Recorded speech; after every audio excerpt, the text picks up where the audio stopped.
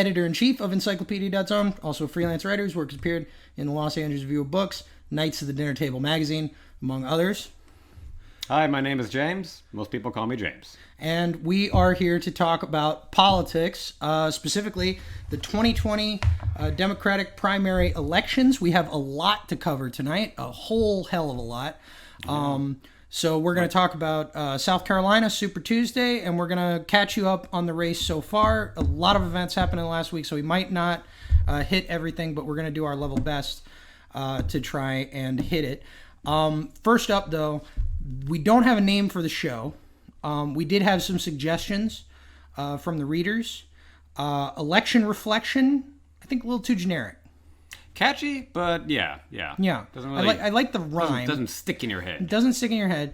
Political piss party. See, that one I was kind of leaning I like political piss party, honestly. Although my favorite time of day is when I take a good solid shit after my second cup of coffee. So if shit somehow got worked in, I don't know. That's Joe Biden's favorite time of day, too. He can only take one shit like every week, I think.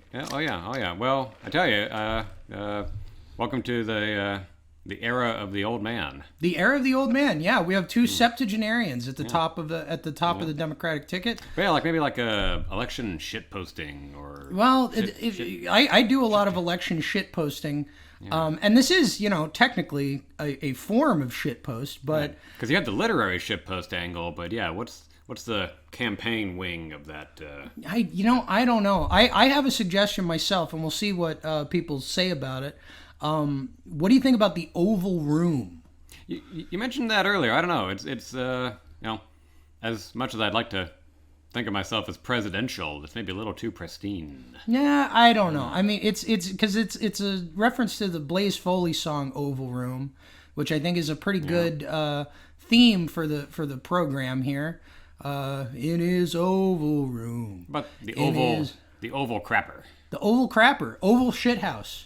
Ooh, yeah. I like Oval Shithouse. Oval Shithouse is good, yeah. Yeah, Oval Shithouse. So yeah, let us know what you think in the comments below. Or we're just going to go with political piss party, because that's a fun one, and it's actually reader suggestion. I like Oval Shithouse, though. I can dig it. Okay, so let's get started here. Let's go back in time a little bit to February 29th.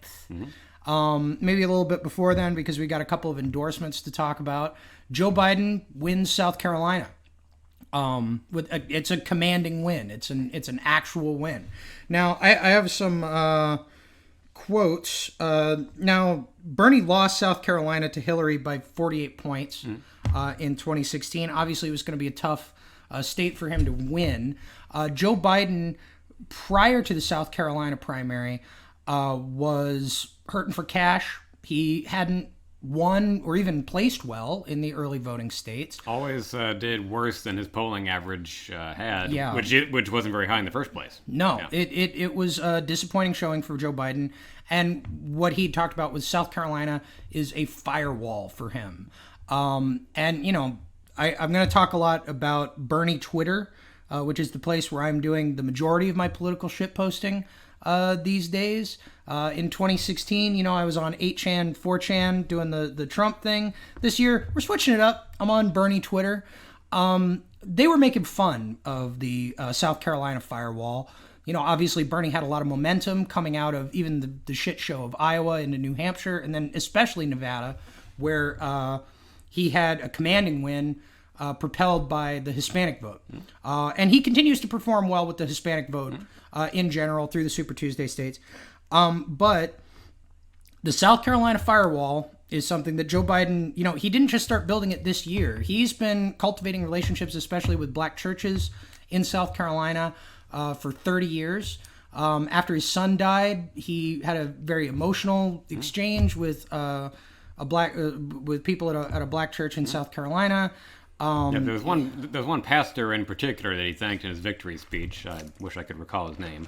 Yeah, I mean, we can maybe get into that, in a different venue, because I do think it's interesting the way that Joe Biden performed very well in South Carolina with extremely religious voters, whereas Bernie Sanders actually won. I have the numbers here. People who never attend church which is 17% of the electorate, according to Washington Post exit polls in South Carolina, went for Bernie Sanders, 36%. They also, 24% Joe Biden.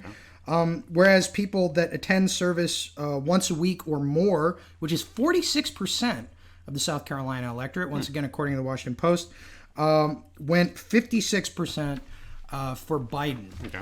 So his courting of, and once again, when we talk about black churches, 56% of the electorate, according to this exit poll in South Carolina, is black.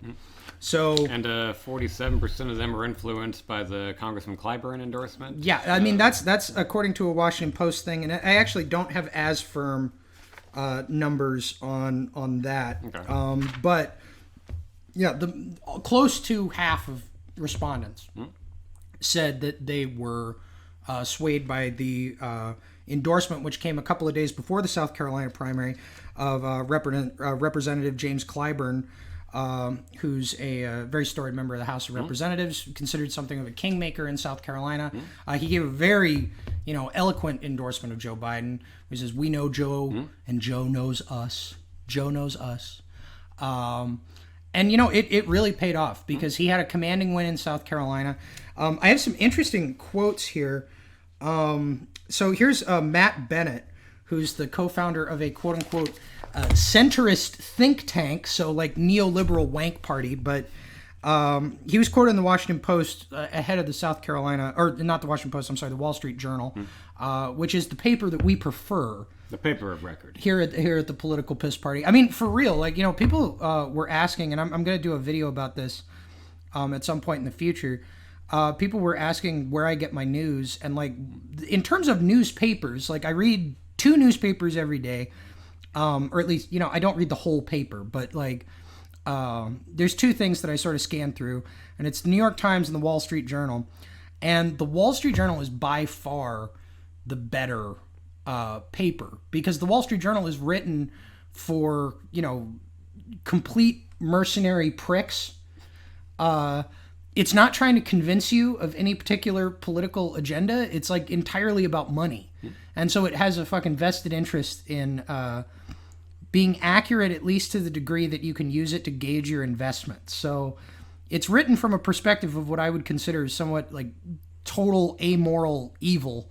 But, it ends up being a very reliable newspaper for that reason. They're necessary evil. They're necessary evil. Yeah, that's another thing we're going to, because we were talking about that a little bit before. You watch the rest of this episode, not only are you going to get all the information you need about the 2020 primaries, you're also going to learn why The Dark Knight Rises is superior in every way to The Dark Knight.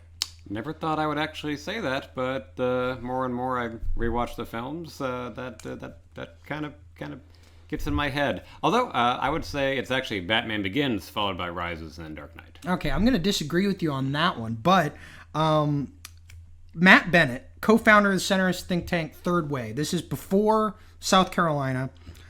He was talking about the condition of the race before then. He says, everybody stipulates it would be better if we could get down to one centrist, moderate, establishment, however you want to call it, candidate sooner. And no one has the faintest idea how that could possibly happen. No one is going to push any of them out of the race at this point. And then South Carolina happened. Joe Biden won.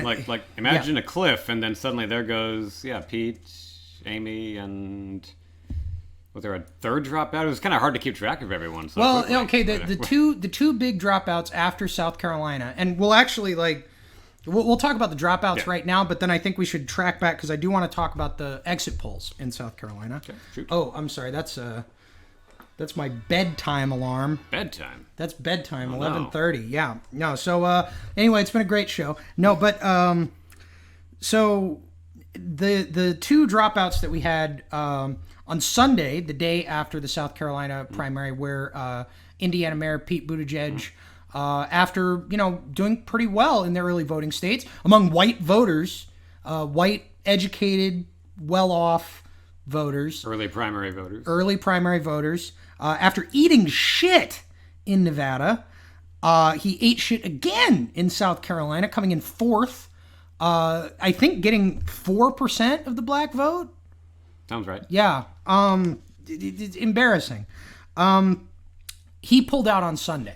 Or he dropped out on Sunday and then endorsed Biden The next day. the next day. So, like, we're dealing with the South Carolina primary was on a Saturday. Sunday, March 1st, Buttigieg drops out. Monday, March 2nd, the day before Super Tuesday, which is when we had 14 states holding primaries, including our own home state of Texas. Both James and I voted. Our votes actually mattered. Our votes actually mattered, although I did not get the result that I was after. I voted for Bernie Sanders, and James didn't. I did not. James didn't. Did you have a good day? I had a day. You had a day. Okay. Well, That's the difference between you and me. I'm not very big on political hope. I just vote based on my assessment of what I want in the presidency, and I'm all in favor of someone boring being president again. yeah. I think it'll calm people down, or at least give them a break. Yeah, I disagree with that. I don't think people are going to be calm no matter who's president, because I think a lot of people are, literally like expiring of despair in the streets. So you could make fucking Batman president, and these people would not. It would not affect them one bit. They'd still be in fucking miserable nightmare hell. Unless Batman were to like actually implement some helpful policies. I don't know. I don't think he could do it. I mean, he's a fucking billionaire. He'd be like Mike Bloomberg. Oh, he would have fucking fixed the water in Flint, Michigan, I'll tell you that. Oh yeah. We'll talk some more about that coming up. I mean, we'll see what happens tomorrow in Michigan. But so on Monday, Amy Klobuchar drops out and endorses Joe Biden at a Biden rally that day. Biden was in Texas.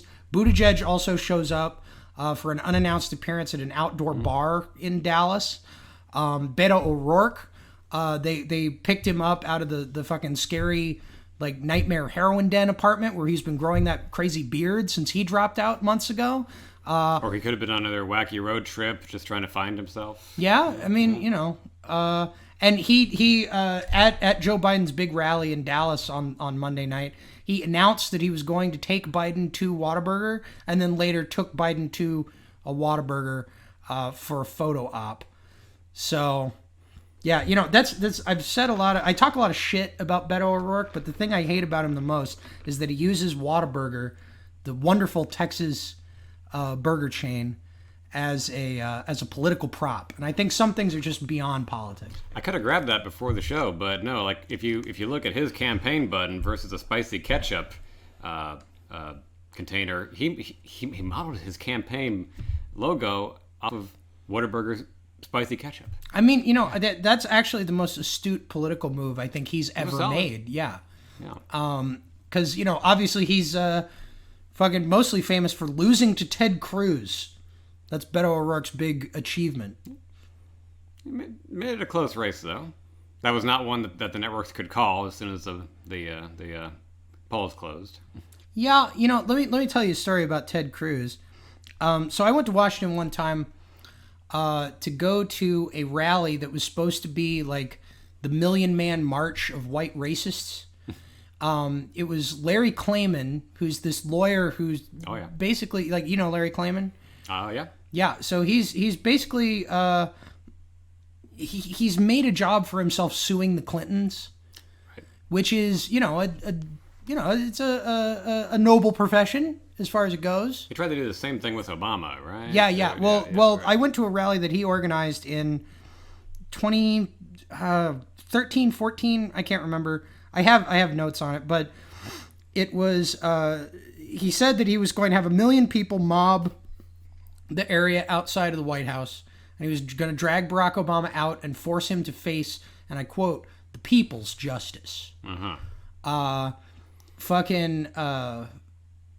Cruz was supposed to speak at this rally. Only about 50 people showed up, and Ted Cruz canceled the day of. He sent a representative over, from his office on Capitol Hill, and said that he regretted it very much, but he couldn't make it. And the fact that he did it so late that he didn't cancel prior. Like Pat Boone, the dude from the Journey to the Center of the Earth, the George Powell Journey to the Center of the Earth. I haven't seen it. Okay, yeah.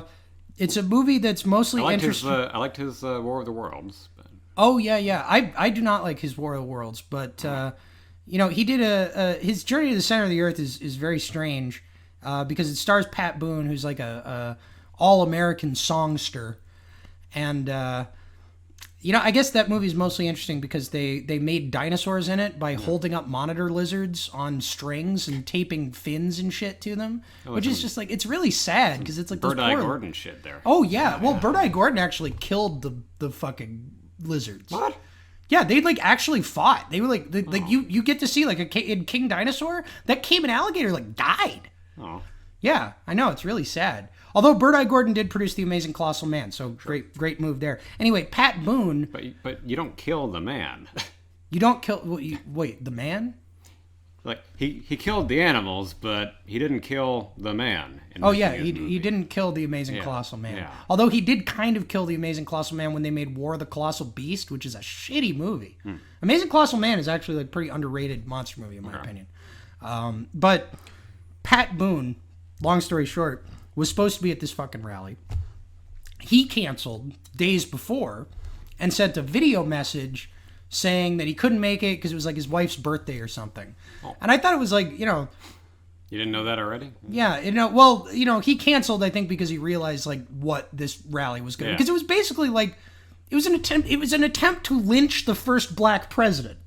Yeah, sorry, we didn't want the Secret Service to, put us on some special list. Yeah, I mean, I'm sure that they did anyway. Yeah, true. But my point is, so Pat Boone, crazy motherfucker that he is, at least canceled a few days before and sent a video message, Ted Cruz canceled his appearance at the attempted lynching the day of, and I can only assume, because the only data that he got out of it actually, like the rally actually starting, was that not many people showed up. Mm-hmm. I can only assume that his objection was not, oh shit, I probably shouldn't go to an attempted lynching of the first black president. Yeah. It was, oh shit, there's only 50 people at this thing. Yeah, you think once you see Larry Klayman's name on something, you'd have a bit of hesitation. Oh man, I interviewed that guy. He's like, he was nut bars, man. But fucking, my point is, losing to Ted Cruz, even if it's even sadder that he made it a close race and still lost. Anyway, so Beto O'Rourke, he who barely, who contested Ted Cruz and ultimately failed, endorsed Biden at this rally in Dallas.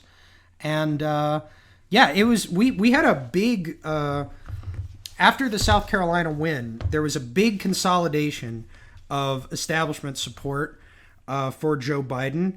Once the Buttigieg campaign ended, a lot of his fundraisers and bundlers immediately went over to Biden, including Orrin Kramer, who is an influential Democratic fundraiser and the founder of a hedge fund.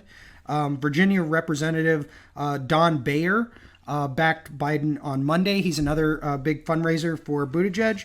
Alex Slater and Harmony Knutson, who were top Pete Buttigieg fundraisers, also got in camp for Biden ahead of Super Tuesday on that Monday. So let's see. Moderate Democrat. Yeah. Do hedge fund people just naturally coalesce toward the Democratic Party? I think so. Yeah, Tom Steyer running, and he was the other one who dropped out. Oh yeah, no, but Steyer did drop out on the 29th, on the day of the South Carolina primary. Yeah. And I actually have some numbers on that because he got second, third. He got third, but he spent a lot of money at least to 22 million on. Yeah, no, well. Was it 22 million on South Carolina? I thought it was specific to South Carolina. Okay, yeah. Let's see here. Yeah, Steyer dropped out. Okay, it also in the days, because we're talking about establishment endorsements of Biden here. Right before South Carolina, he also got Tim Kaine's endorsement. That's right. Out of Virginia. A couple of congressional... Yeah, Tim Kaine and Terry McAuliffe. Yeah, Terry McAuliffe also did. And Terry McAuliffe is the former Virginia governor. Yeah, so let's see. Steyer spent $21 million on ads in South Carolina for a pretty, pretty pathetic showing. Like 15%, 15 to 20%, but he had been polling second, so yeah. Yeah. Well, and like according to the exit polls, like people actually did have a positive view of Steyer, but I think that one of the things that we can take out of South Carolina and then Super Tuesday, because obviously there was another billionaire in the race. Yeah. There is no longer. I know. I'm kind of gonna miss rooting against that guy. Yeah, I mean it was a flash in the pan thing here, but this theory of just like overwhelming the electorate with ads, like in Texas, which Biden did win, sadly, because of the quick consolidation of establishment support, and Beto O'Rourke taking him to a fucking Whataburger. Don't blame Whataburger. I'm not blaming Whataburger. I'm blaming Beto O'Rourke. Okay. Just checking. But Biden spent $550,000 in ads in Texas. Sanders spent $5 million. Bloomberg spent $57.5 million blanketing the state of Texas with his fucking stupid turtle face. And motherfucker ate shit. He did better than I would have wanted him to. But I don't know. I thought he would maybe win a primary. He did. I was hoping. Well, and you're. We'll have to talk separately about that. But I was worried he would sneak out a win in Tennessee, where some polls had like a three-way tie, or Virginia, where you got the Beltway vote in there. But no, it was fun in the middle of the night to keep refreshing and just looking. And surely he dropped under 15% in both California and Texas as the night went on. It was beautiful. It was nice to see him not qualify for a large delegate threshold. See, that was the fucking beautiful part of the night, is just watching and like actually the primary so far, because like this is another thing that I'll say is like on Bernie Twitter there are some people, and I've talked to some of these people in person too, where they have a positive opinion of Steyer, mostly because he like said something cute to Bernie at a debate, or he was like supportive of Bernie at one of the debates. I mean, like, look, the guy bought his way onto the debate stage just like fucking Bloomberg. He bought his way through supporting Democratic causes and providing money for Democratic candidates. Oh, yeah. Two decades of being a prolific fundraiser. Yeah, he bought his way into the infrastructure of the party, and now he thinks that translates into being, like a leading voice for, a representative for you, the American voter. He's a shithead. He's a fucking asshole. He's a kleptocratic, oligarchical piece of shit. The same as Mike Bloomberg. As far as I know, because Tom Steyer has never held elective office, he has not systematically assaulted young black men. Maybe he does it in his off time. We don't know. But he's, the guy's a fucking shithead. And both him and Bloomberg, with their theory of just like flooding money into the race to try and buy themselves legitimacy, it didn't work. So whatever else we're getting out of Super Tuesday and the race so far. In the span of a week, the voters knocked out the two billionaires. We knocked out the two billionaires. So we feel good about that. And it's also like it disproves, because the reason that they feel empowered to do this is not because of fucking Ross Perot. It's because of Donald Trump. Yeah. And Donald Trump, he made a big deal in 2016 of saying, I don't represent special interests because I'm self-funding my campaign. He spent very little on his campaign in comparison to Hillary Clinton and in comparison to his Republican rivals in the primary. And the theory that means that the American political calculus has changed such that, now you could just buy your way into the top spot on a ticket. That calculus, I think, has been disproven. So we might not have to deal with another presidential candidate like Steyer or Bloomberg in the next couple of cycles coming up. Hooray! Yeah, woo! Mark Zuckerberg's not going to run. Yeah, I know. That had been a consistent rumor for a couple of years. Oh God, it's like. I think it went down pretty quickly after his congressional testimony, though. So like let's go back to South Carolina. Before South Carolina, we got Matt Bennett in the Wall Street Journal saying no one is going to push any of these people out of the race. Something very quick, very coordinated. And, in my opinion, kind of unprecedented in modern American presidential history, just in terms of the speed. Because obviously, you consolidate support around a candidate in primaries when people like lose their viability. I mean, it's always like it's always a thing where you see, like, especially a big field winnow down. But can you think of another instance where you've seen a field this big winnow down this quickly and this immediately? No, not in recent memory. And like now that we're talking out loud about it, I wonder how much of it was related to the sheer level of spending on Bloomberg's part. Because even though Pete Buttigieg had raised a good chunk of money throughout 2019, he couldn't find an edge in South Carolina. He didn't really have an in.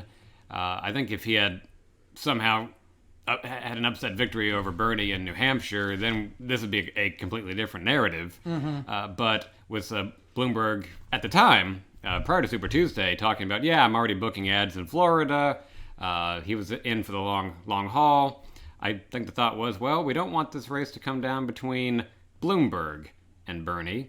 We better, as soon as we can, take advantage of South Carolina and Joe's firewall and prop him up, because one undercurrent that I've picked up in the casual political people who I follow on Twitter or I know in social circles is that a lot of people simply like the fact that Joe Biden is a Democrat. That doesn't sound like a major point, but there are people out there who have not cared for the fact that Bernie Sanders has been an independent who only caucuses with the Democrats. Right, yeah. You have... well, this is a point that this is a point that Biden makes in his stump speeches now. Very much so. And I believe he started making that point during his victory speech in South Carolina, where he described lifelong Democrat, Obama, Biden, Democrat. Right. Sometimes he doesn't say it right, but, that's Joe Biden for you. But it's party identification. Like, also, Bloomberg is a former Democrat turned Republican turned independent turned Democrat. Yeah, so it's actually like that's interesting because as a Bernie person, like I read that Obama Biden Democrat line as 100% a slam on Sanders, which of course it is now. But like when he started saying it in South Carolina, it was he was positioning himself against both Bloomberg and Sanders. And that's very interesting. Like, I think that you're completely correct about that. I think that people were very threatened by Bloomberg. I mean, I did 2 videos about the guy, talking about, he was a corporation running directly for president, which, corporations are people, Don. Oh yeah. I'm well aware. None of us are people. We are just cells in a cybernetic corporate organism, which we'll talk more about soon. Also, if you're interested in that kind of argument, I would really recommend going to encyclopedia.zone and reading my latest political column, which is 39 pages long, and it's called HRC 2020 Part 2, A Cure for Hate. And we go into a deep dive into the nature of belief in the nature of religious belief in American politics. And also we got some good reporting on Iowa, the Sanders rally where Marianne Williamson endorsed him. Like this is a good chunk of thoughtful political commentary. So check that out if you can. And he has an excerpt of. I'm actually going to later this week. I'm going to write a video excerpt. Yeah, I do have a video excerpt. But I'm actually going to read the whole thing, and there's going to be a big. I'm going to do a revision because I want to add a section about Super Tuesday, and I just got art for it today. So look forward to that. But go over to encyclopedia.zone. You can read HRC 2022 now, and we're going to be doing more updates on encyclopedia.zone if you want to keep an eye out on that. But So yeah, we were talking about how Bloomberg had freaked everybody out. Sanders obviously had freaked people out as well, and I actually have another. Another interesting quotation here. So Joe Biden has a super PAC called Unite the Country. Prior to South Carolina, they were working hard to raise money on Joe's behalf, and they sent a memo out to their fundraisers saying the challenge we face is obvious. Senator Sanders has a solid, though not nearly majority base among Democratic primary voters, and the rest of the Democratic vote is split 4, 5, 6 ways. It boils down to this. The month of March will decide whether Democrats nominate Senator Sanders or someone else. The only other viable option at this point is Joe Biden, but the time to act is now. And they acted. And they acted. And, you know, there were reports that Barack Obama was making calls behind the scenes. Obviously, Obama is on the record saying that he's not in favor of a Sanders nomination. So, you know, when Bernie Sanders talks about the Democratic establishment, you know, it is these people working behind the scenes who pulled out this massive consolidation behind Joe Biden ahead of Super Tuesday. And those people are not just, it's not just the guys in the smoke-filled rooms. It's also their faithful allies in the older Democratic electorate. Like the majority of people who turned out in Texas on Super Tuesday and in South Carolina, I'm looking at the exit polls here, 17 to 29 people, 17 to 29 years old, voted 43% for Bernie Sanders. Woo! Future of the party, everybody. Future of American politics. 11%. But as you and I, as you and I have discussed in private, the candidate who relies on the youth vote has a certain designation to them, that being that of the loser. The loser, yes. Only 11% of the electorate in South Carolina was 17 to 29. Only 18% was 30 to 44. 45 to 64, 42%. 65 plus, 29% of the electorate. And 65 plus went 64% for Joe Biden versus 11% for Sanders. 45 to 64, once again, 42% of the electorate in South Carolina went 51% for Joe Biden versus 16% for Bernie Sanders. Which is roughly the margin statewide. Yeah. No. So the older voters, black, white, whatever, the older you are, the more likely you are to vote for Joe Biden. And this tracks across all of the exit polling data that we've examined for tonight. And, you know, it's when you talk about the Democratic establishment, you're talking about people that find it very important, like, you know, find identification with the party very important. I think it's very important that we talk about the demographic of these older people, the baby boomers, the baby boomer generation. Because, and I talk about this in HRC 2022, the average viewer of television now is in his 50s. That's almost a 20-year gap from the average age of the American citizen. Television is an aging medium, and it primarily has an audience of these baby boomers. The average age of an MSNBC viewer or Fox viewer is 65. And as a result of this, television, which of course is driven by advertising, primarily advertises towards this older audience. Not just because they're the only people watching, but because baby boomers control a majority of consumer spending in the United States because their children are fucking poor. Yeah. Their children have a lower standard of living than their wealth. parents. Yeah, they have all the wealth. And according... And they keep staying in the workforce. Well, they keep staying in the workforce, and they have an extremely personal relationship with brands. According to demographic breakdowns that I saw from, I can't remember the exact source on this, but if you read HRC 2020 Part 2, you can see this breakdown. There's a certain class of the boomer demographic, which is called the alpha boomer, that spends a lot of money on travel, a lot of money on fucking medicine, And they have an overwhelmingly positive and deep association with the brands that they consume. And the Democratic Party is a brand that they've been consuming for a long fucking time. These people take brands seriously.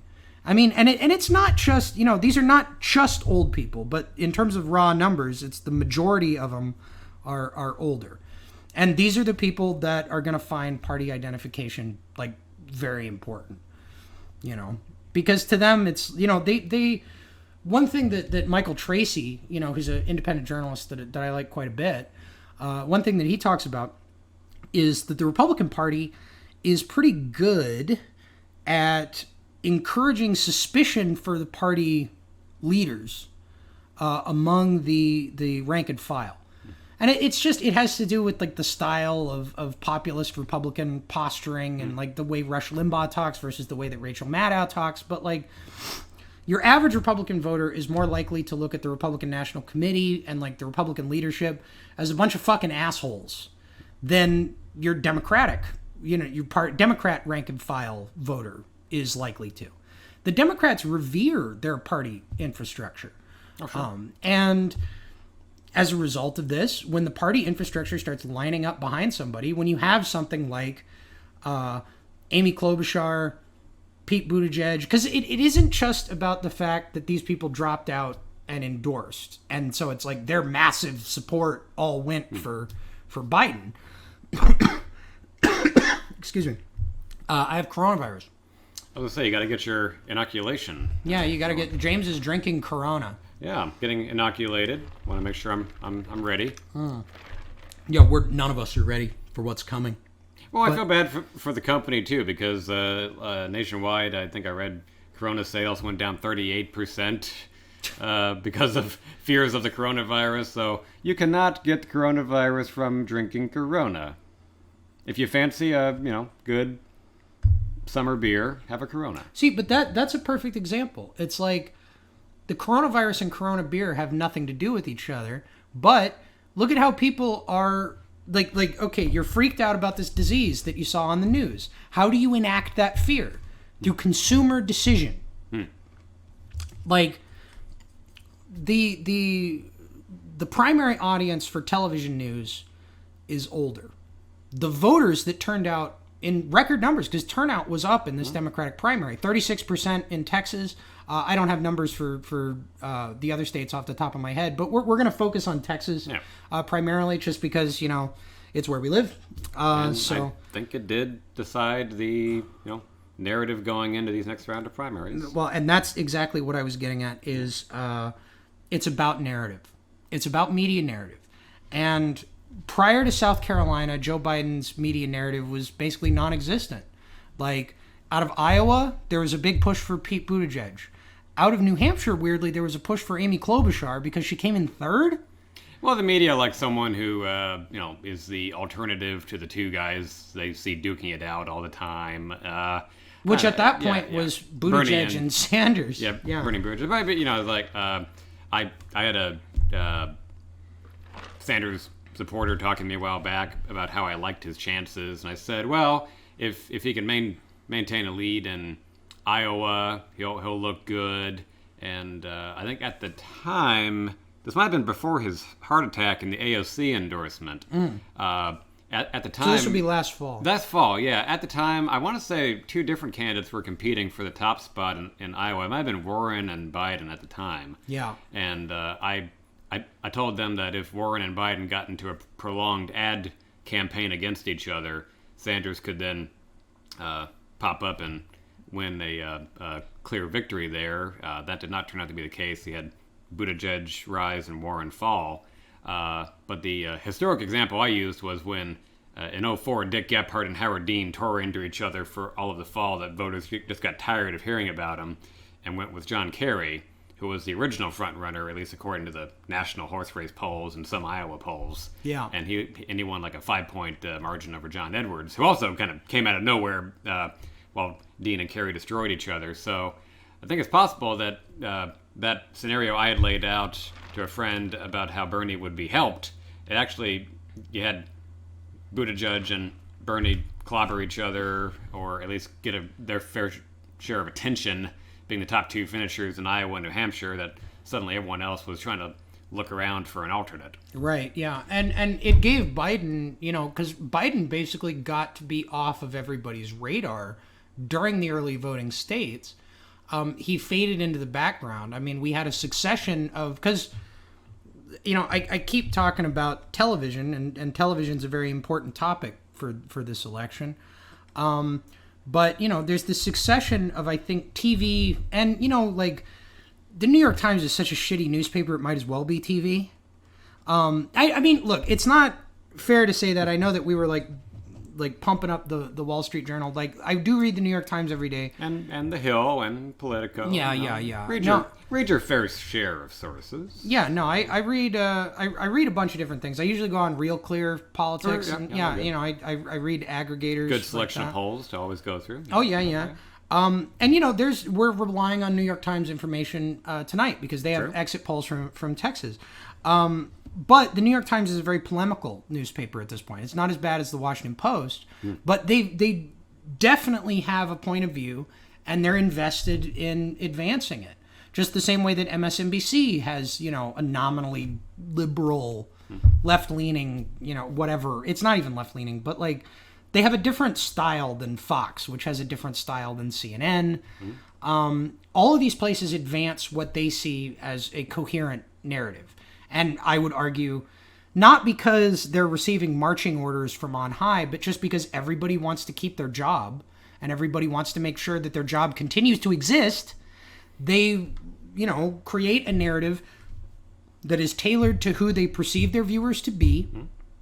And more importantly, who their advertisers are and what message those advertisers want to send to those viewers. So, like MSNBC, for example, a lot of pharmaceutical ads.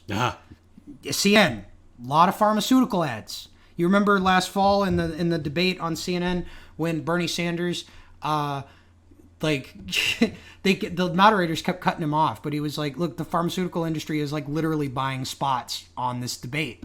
He called it out from the stage, and they had not ads for individual pharmaceuticals, but actual medicines. Well, no, not actual medicines. It was an ad on behalf of the pharmaceutical industry talking about all the great work they do for America and how, and it was it was some, it's like when they do those got milk ads where it's the Dairy Council, all these milk producers have gotten together and bought an ad spot to just advance milk in general. Drug companies did that to advance drugs in general. Yeah. And they advertised on the presidential debate. Do you really think that a network with a fucking decrepit, brain-damaged boomer viewership that is dependent on selling these wrinkly fucking cookie-brained motherfuckers the pills that they require to be able to shit, speak, and think, do you think that they are going to be kind to a candidate whose major policy proposal is abolishing the private healthcare industry and replacing it with a nationalized system? I'm not saying that, in HRC 2020 Part 2, I talk about the exchanges that I was having with Chuck Todd during the 2016 campaign. At which point I was shitposting for Donald Trump, and, I was fucking sending Chuck Todd all kinds of mean memes, and we had a little exchange about the differing points of view of our differing media activities.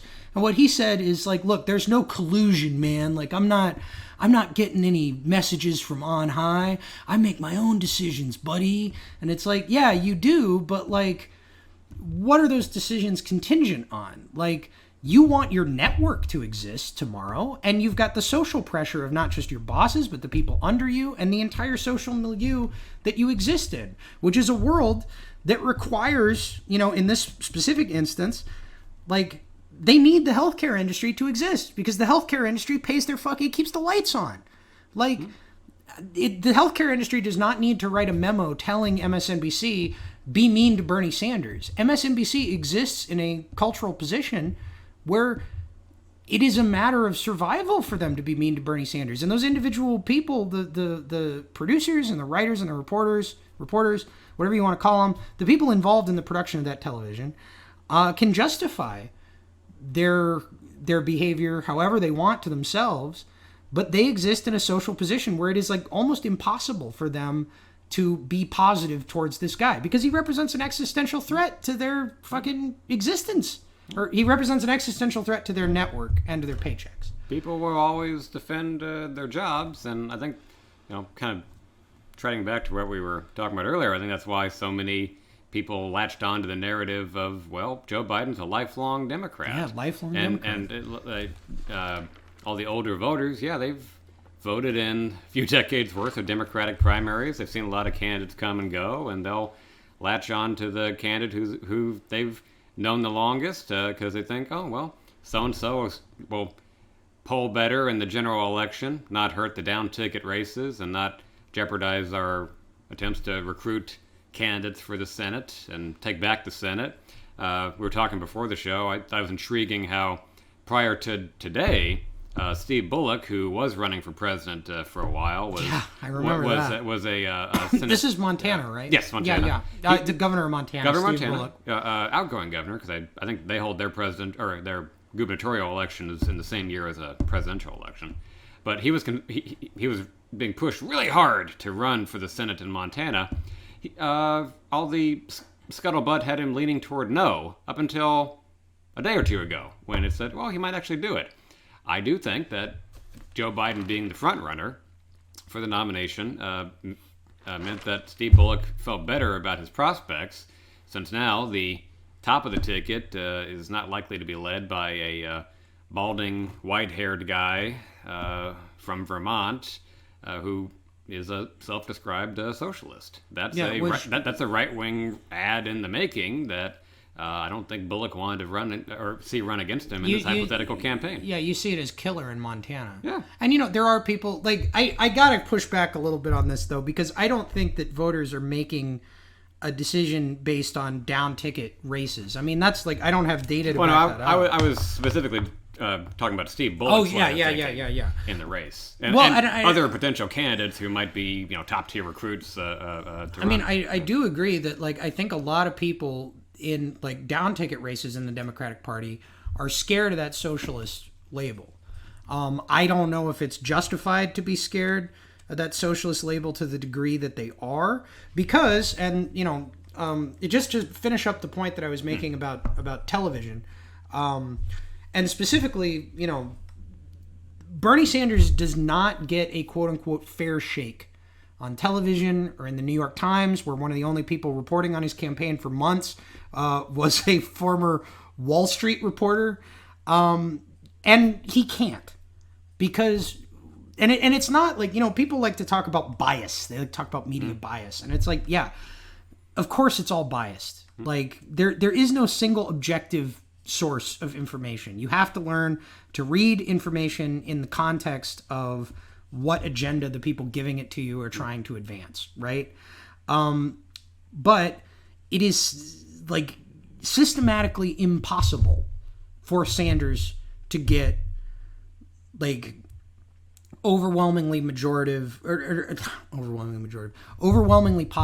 coverage in the mainstream press, because so much of what and it doesn't even matter. Like, we can talk about like, yeah, but if he were to get in, if Sanders were to win, how would he implement Medicare for all? Because Barack Obama barely got fucking Obamacare passed, and he had both houses of Congress. Well, 60 votes in the Senate. 60 votes in the Senate. That's always my main point about Obamacare. It was just holding every Democratic vote.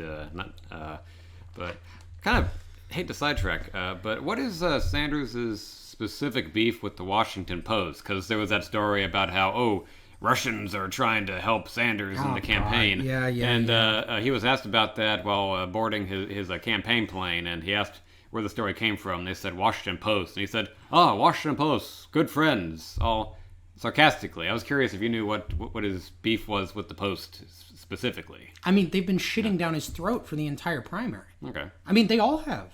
The Times has. Like, one of the fairest outlets to Bernie Sanders is Fox News, who just had him on for a fucking a town hall roundtable where, and this is going to go into something we're talking about in a second, because I think like after we finish this point, we're going to talk about the South Carolina exit polls, if you don't mind. Sure. But he had him on for a town hall. He was talking about Medicare for all. The Fox News bimbo that they had moderating or whatever started pushing back and being like, people love their private insurance plan, and the Fox News crowd booed her.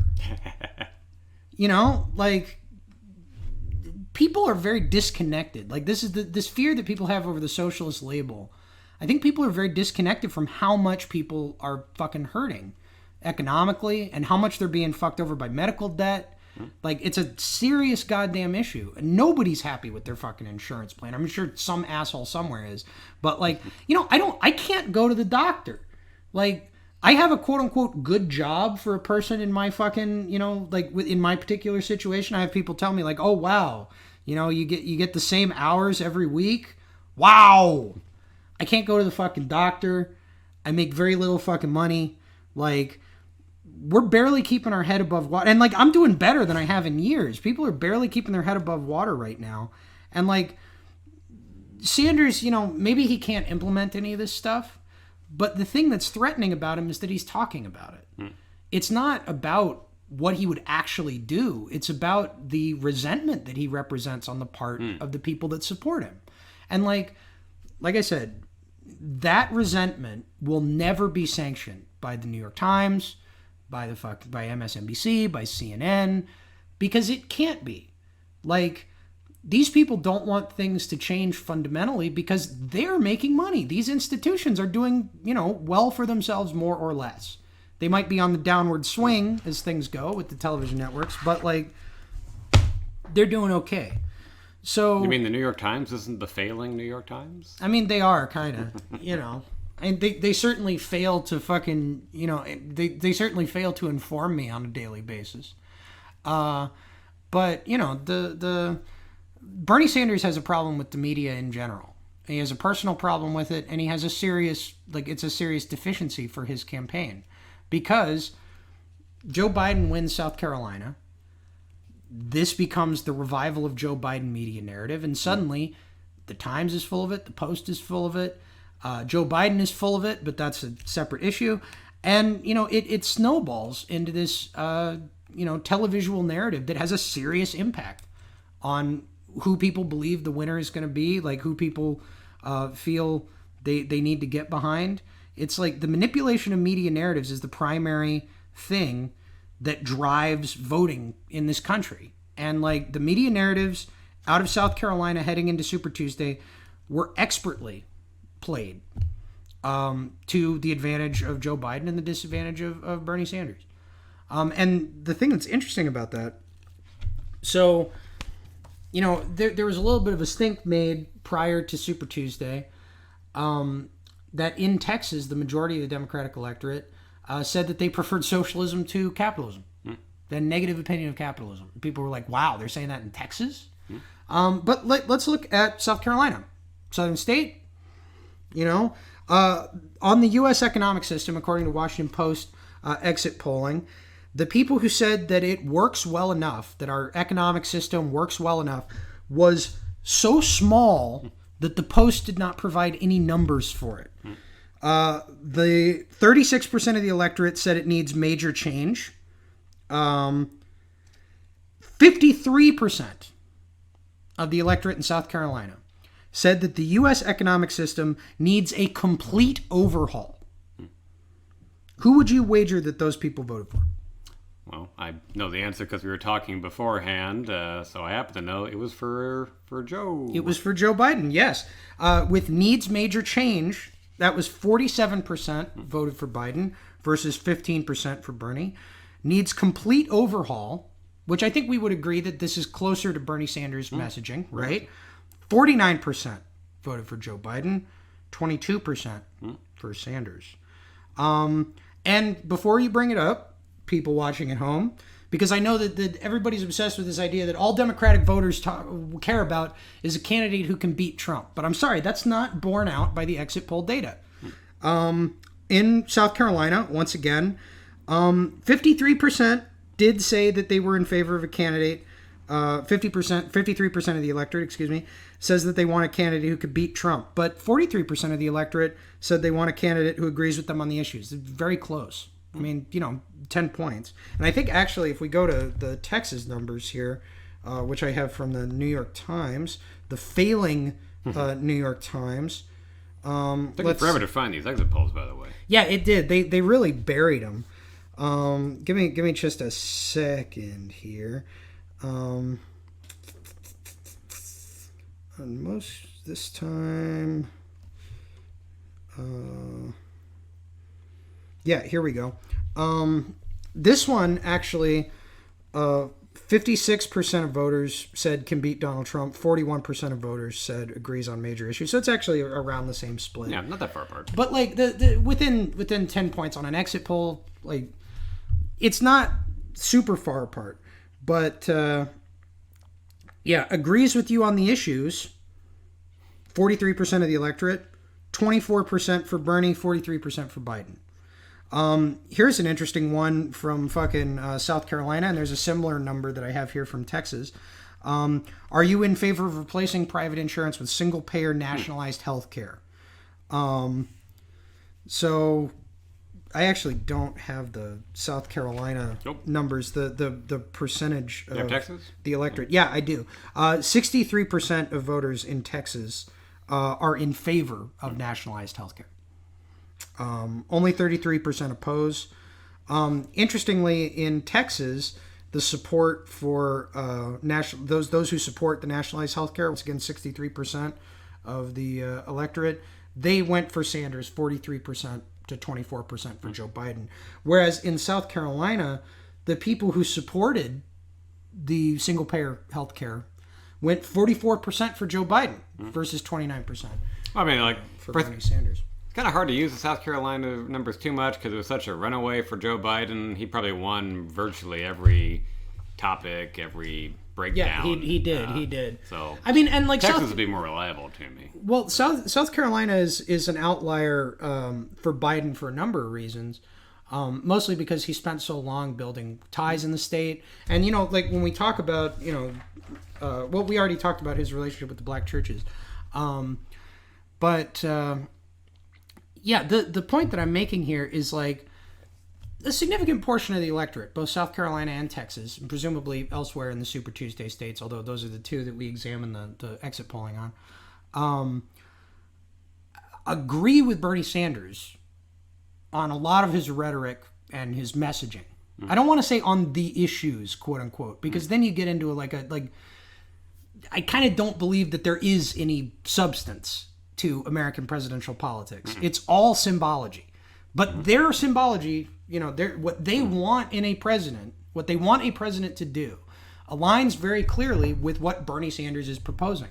And even then, they vote for Biden. Why? Well, again, he's the guy they know. In their minds, he's actually a Democrat. He had worked for a very popular former president for 2 years. Yep. And as far as the issues goes, I mean, Joe Biden, at least in his speeches, talks about adding a public option for healthcare. It is not the socialized medicine approach that you're talking about, but it is an expansion of some form of care. But it's not a single-payer nationalized system, which is what these people said that they were in favor of. Well. The problem the problem with talking to voters is the old problem of they want all these essential services, but they won't pay the taxes that go along with them. To try to study human behavior in the political world is an exercise in contradiction. Well, that's why we're in a representative democracy and not a I don't want to say capital D democracy because I might be crossing the streams a little bit there. Yeah. But people say one thing, but again, who's going to be the champion of it all? And I think they went with, again, the guy that they know the best, the guy who served in the Congress. Yeah, but they don't know this guy personally. So they don't know him at all. They also don't know Sanders at all. Like, here's my point. Where do they get all the guy that you're describing, the guy that they voted for? Where did they get their information about him? Oh. But, like, you know, according to the demographic breakdown, we can make some assumptions. Like, if the majority of people supporting this guy are older, the majority of these people are getting their information from television. Like, this is my point. Like, the people make decisions in voting based on the information that's available to them. Not very many people, as a percentage of the electorate, make an effort to go out and find multiple sources of information and, like, really do their research. And also, I refuse to fucking... Like, you're trying to find what the silver bullet was that got people to go to Joe Biden. Well, I'm not trying to find what the silver bullet is. I'm more trying to ask a philosophical question about the nature of, like, how we participate in this process. What I'm saying is, like, beyond the sort of political arithmetic of it, like, people make decisions based on the information that's available to them. And like I said, you know, people don't read up a ton on politics. Most people are not super deep diving into politics all the time. And I don't begrudge them that, because people got to go to work, you got your family, you got a bunch of other shit going on, right? So, like, those... Also, among the people I know who try to follow politics, they struggle to, just because they don't like what they're reading. Yeah. No, so, you know, people are... I guess I have a hard time with the question, just because, you know, there are too many variables, and I honestly don't think too much about it. I feel like I could only give my own personal take on it. Yeah. Because you've known me for a long time. Yeah. My politics used to be vastly different than what they are today. Right. I struggle to put a label on whatever political ideals I have. I don't have much. I follow it as a sport. And I think I take whatever little, I don't want to say victory, but I'll take whatever little success I can find when it comes to casting a vote. I also don't like voting in party primaries. Yeah. I hadn't voted for one in over 10 years. Really? Yeah. But you did this time around. I did this time around. And, you know, not giving too much away, it was also the first Democratic primary I'd ever voted in. Really? A lot of that has to do with the fact Okay, that, so... a lot of that has to do with the fact that they're never competitive here in Texas. So here's like, you know, mask off, as they say. We did touch on that last time. Yeah, we did. We talked about that last time. But you did vote for Joe Biden. I did. So, and you know, I'm not trying to excoriate you, you know, like, when you say, like, people voted for Joe Biden because he's the name that they recognize, how much of that applies to you? Like, why did you do it? Because you said this is the first time you voted the first time you've ever voted in a Democratic primary. Yeah, someone, it may have been your guy Chuck Todd, did describe this Super Tuesday result, or the success of Biden in South Carolina, being something along the lines of when it was like the center finally held. I'm not sure. I don't really buy that too much. Like, what Chuck Todd does not get to quote William Butler Yeats. I'm sorry, he doesn't. I think it's always about the sentiment and not the background of it. But for me, it was this. Joe Biden is a modest campaigner with a modest agenda, and for the last, like, 12 years or so, we've had the promise, or what we were told was going to be a transformational figure in Barack Obama, win the presidency in 2008, and he was going to turn the tide of global warming. Yeah, he was going to heal the racial divide. Yeah, he literally said that this was the moment when he accepted the nomination. This is the moment when the ocean levels receded and the planet began to heal. Yeah, he is the most overhyped presidential candidate of our time, and he came into office and governed as an average Democrat. And so I think in the perception of a lot of people, again, he was an average Democrat. Then, warmongering asshole. And then 2016 happened, and my God, we had the biggest political upset since 1948. Yeah. When Donald Trump beat Hillary Clinton. And it was, again, a monumental headline that shook the world. Transformational figure.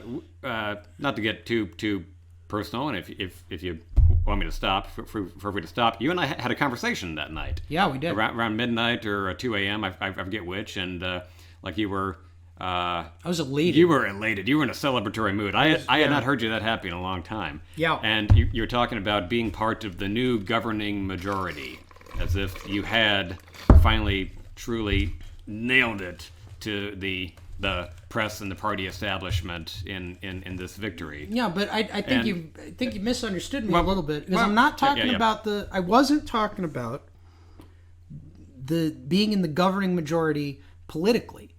This was all about media. My engagement with this whole thing is all about media. And with Donald Trump, the internet beat television at its own game. You know, like, the internet is a very different, like, you know, this is part of my argument in HRC 2020. I don't believe that we living today can really be considered individual human beings.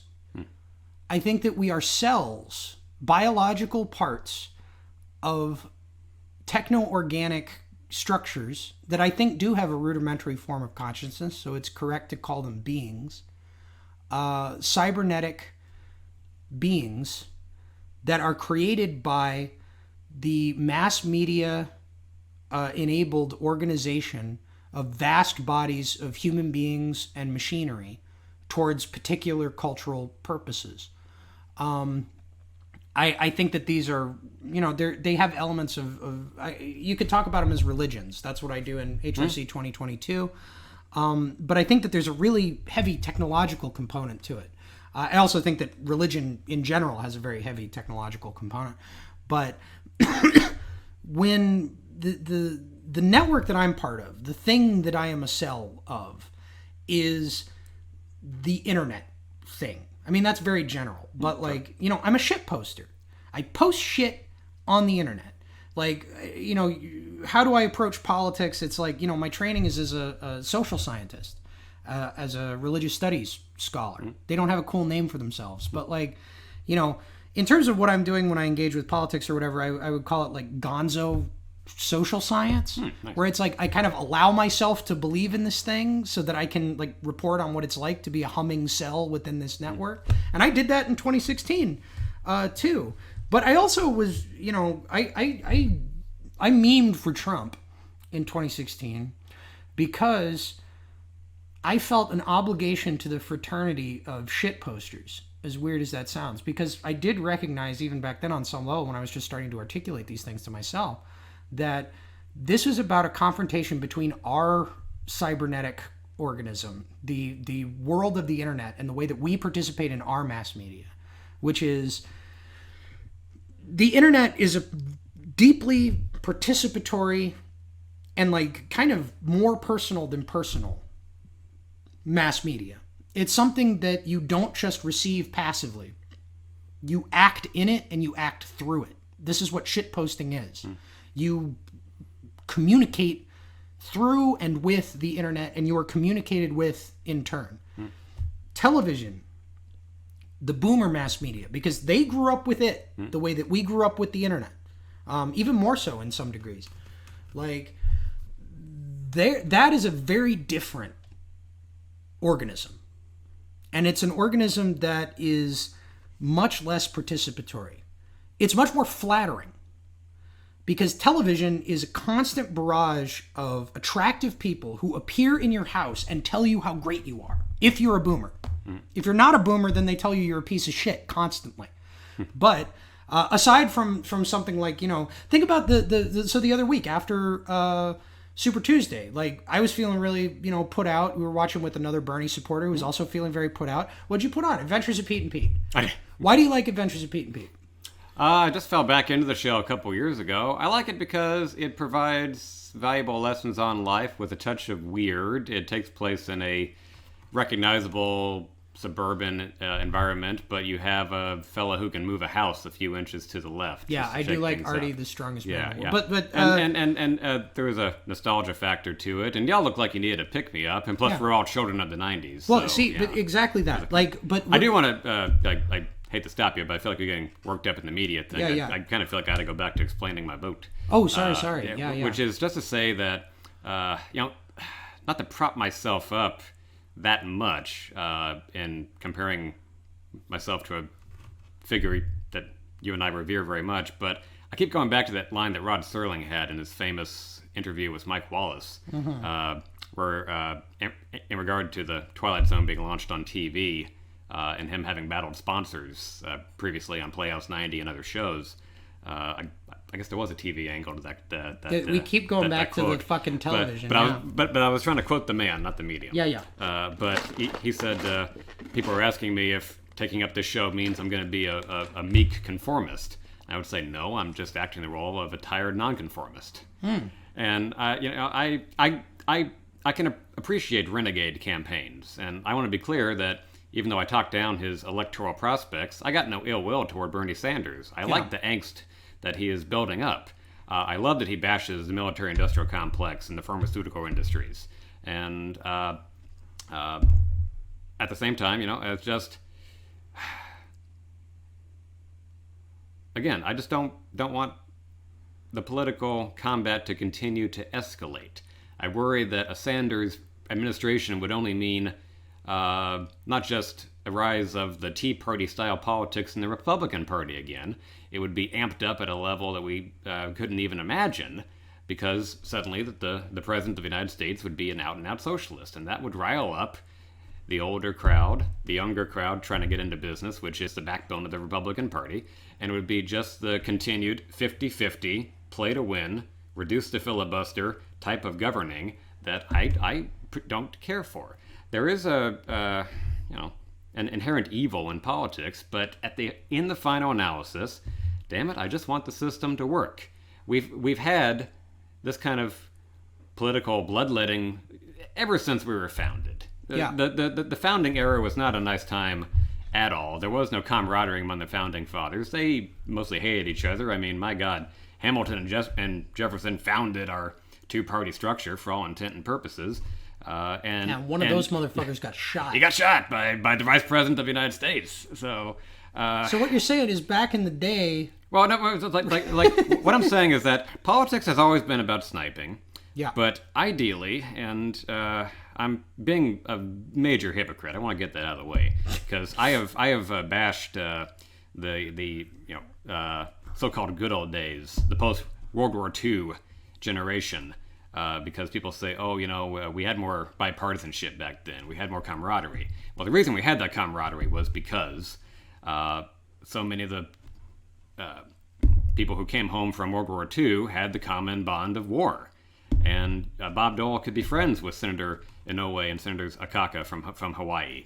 And there was a real bond there, again, forged in combat. And as the greatest generation leaves the halls of Congress, that camaraderie is no longer there. But I still think that I would like for, ideally, members of Congress to at least be able to meet in the same room and hammer out pieces of legislation that can at least do, again, small, minor, incremental change. I feel like we're fighting for pennies, more or less. Yeah. And we need a hike in the minimum wage. We need a better tax structure. And I just feel like we would be able, in the realistic form of voting, at least from my perspective, I just realistically thought Joe Biden could deliver a tad bit more change in my pocket than Bernie Sanders. That's a good answer. That's an excellent answer, as a matter of fact.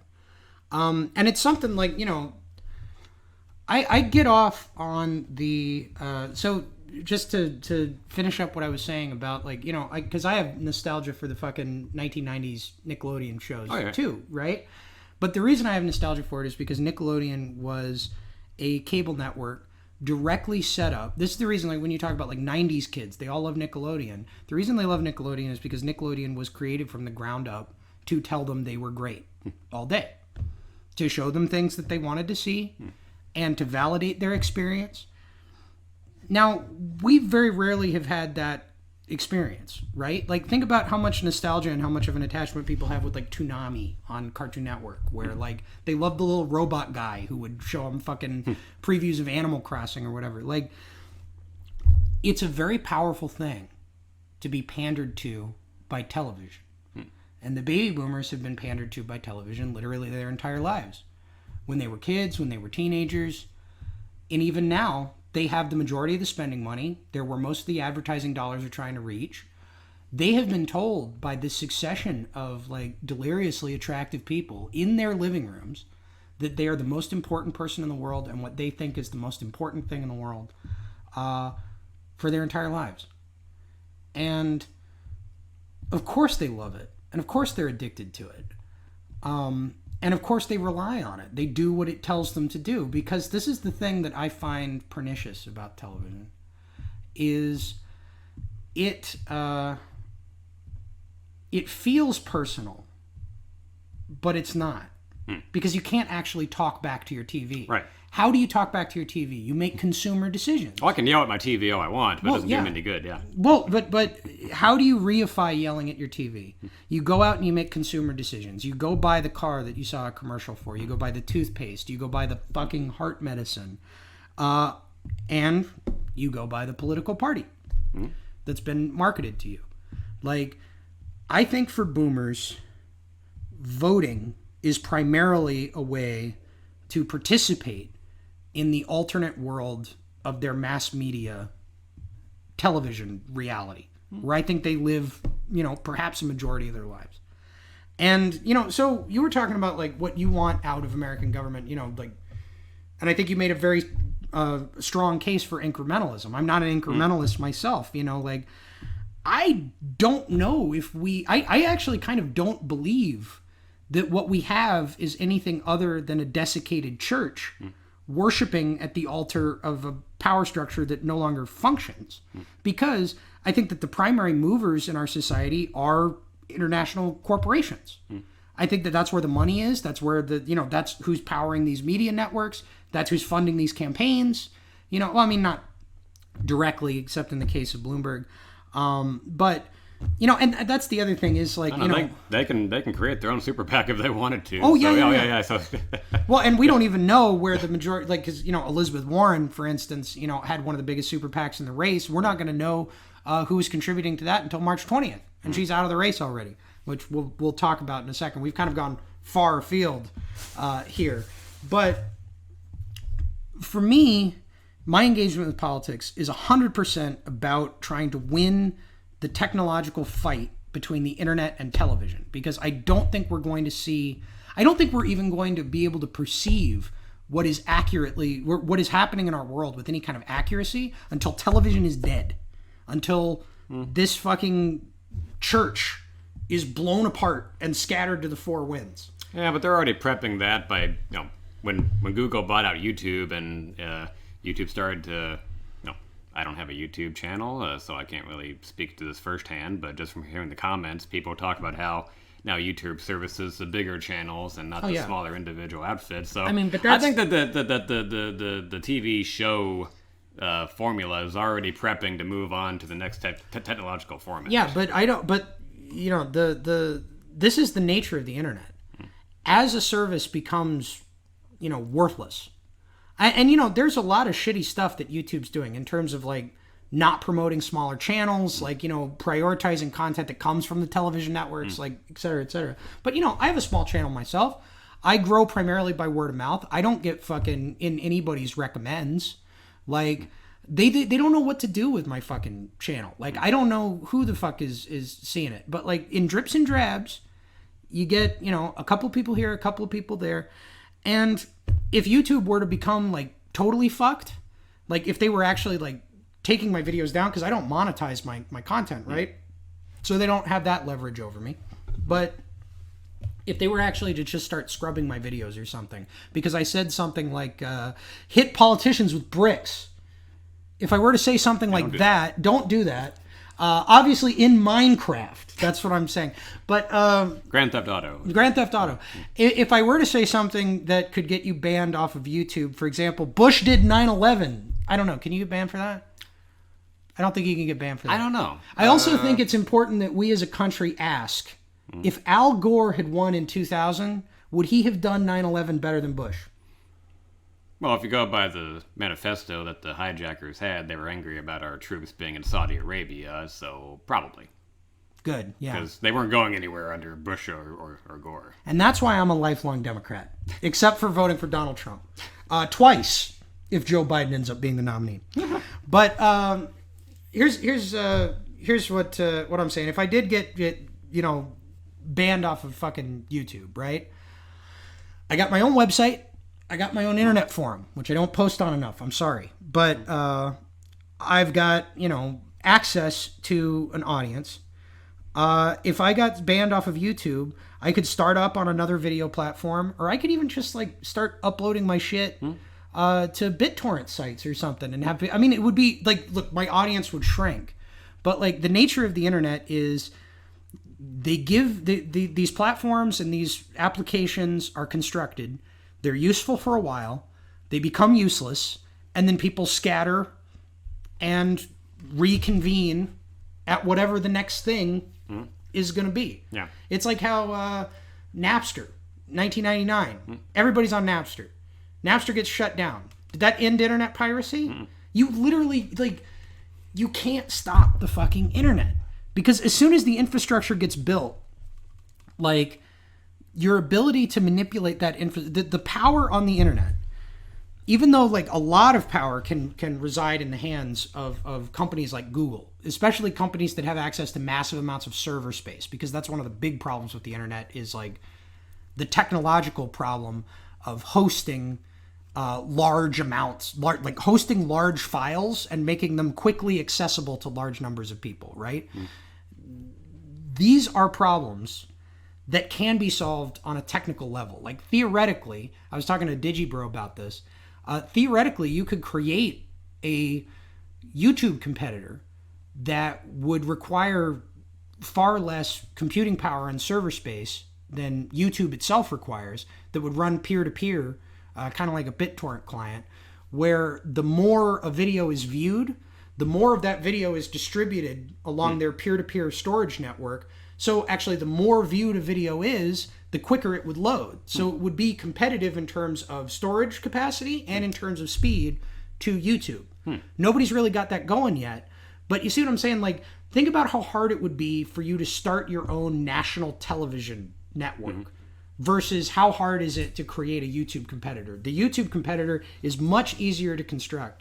It's a much more, I hate to use this word, but it is a much more democratic technological system. And so, I have given up on American democracy, but I believe in technological democracy. And this is what I'm fighting for. And, well, given the political science angle, yeah, you can change the form of communications, but I don't know, there's something about me that always says, no matter what, we're stuck with a two-party system. And it's here to stay. It was here at the beginning. It was here in the middle. It'll be there at the end. And it's just a question of... I would argue that the end has already come. I didn't have a secondary point, but anyway. Yeah. I would argue that the end has already come. I don't think that America as a nation state is in control of itself. And I think that we participate in the ritual of American democracy primarily as a way to engage with these mass media narratives, which I think are the primary governing religion of our lives. People, they're loyal to a product or they're loyal to a party. They've always been loyal to the party because you got there's the patronage system that goes along with it. You got the very small donor class who might go to their party barbecue once a year, might get favored for a job when they apply for a government position.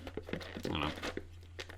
Again, it goes so far back. It's just you just get used to it.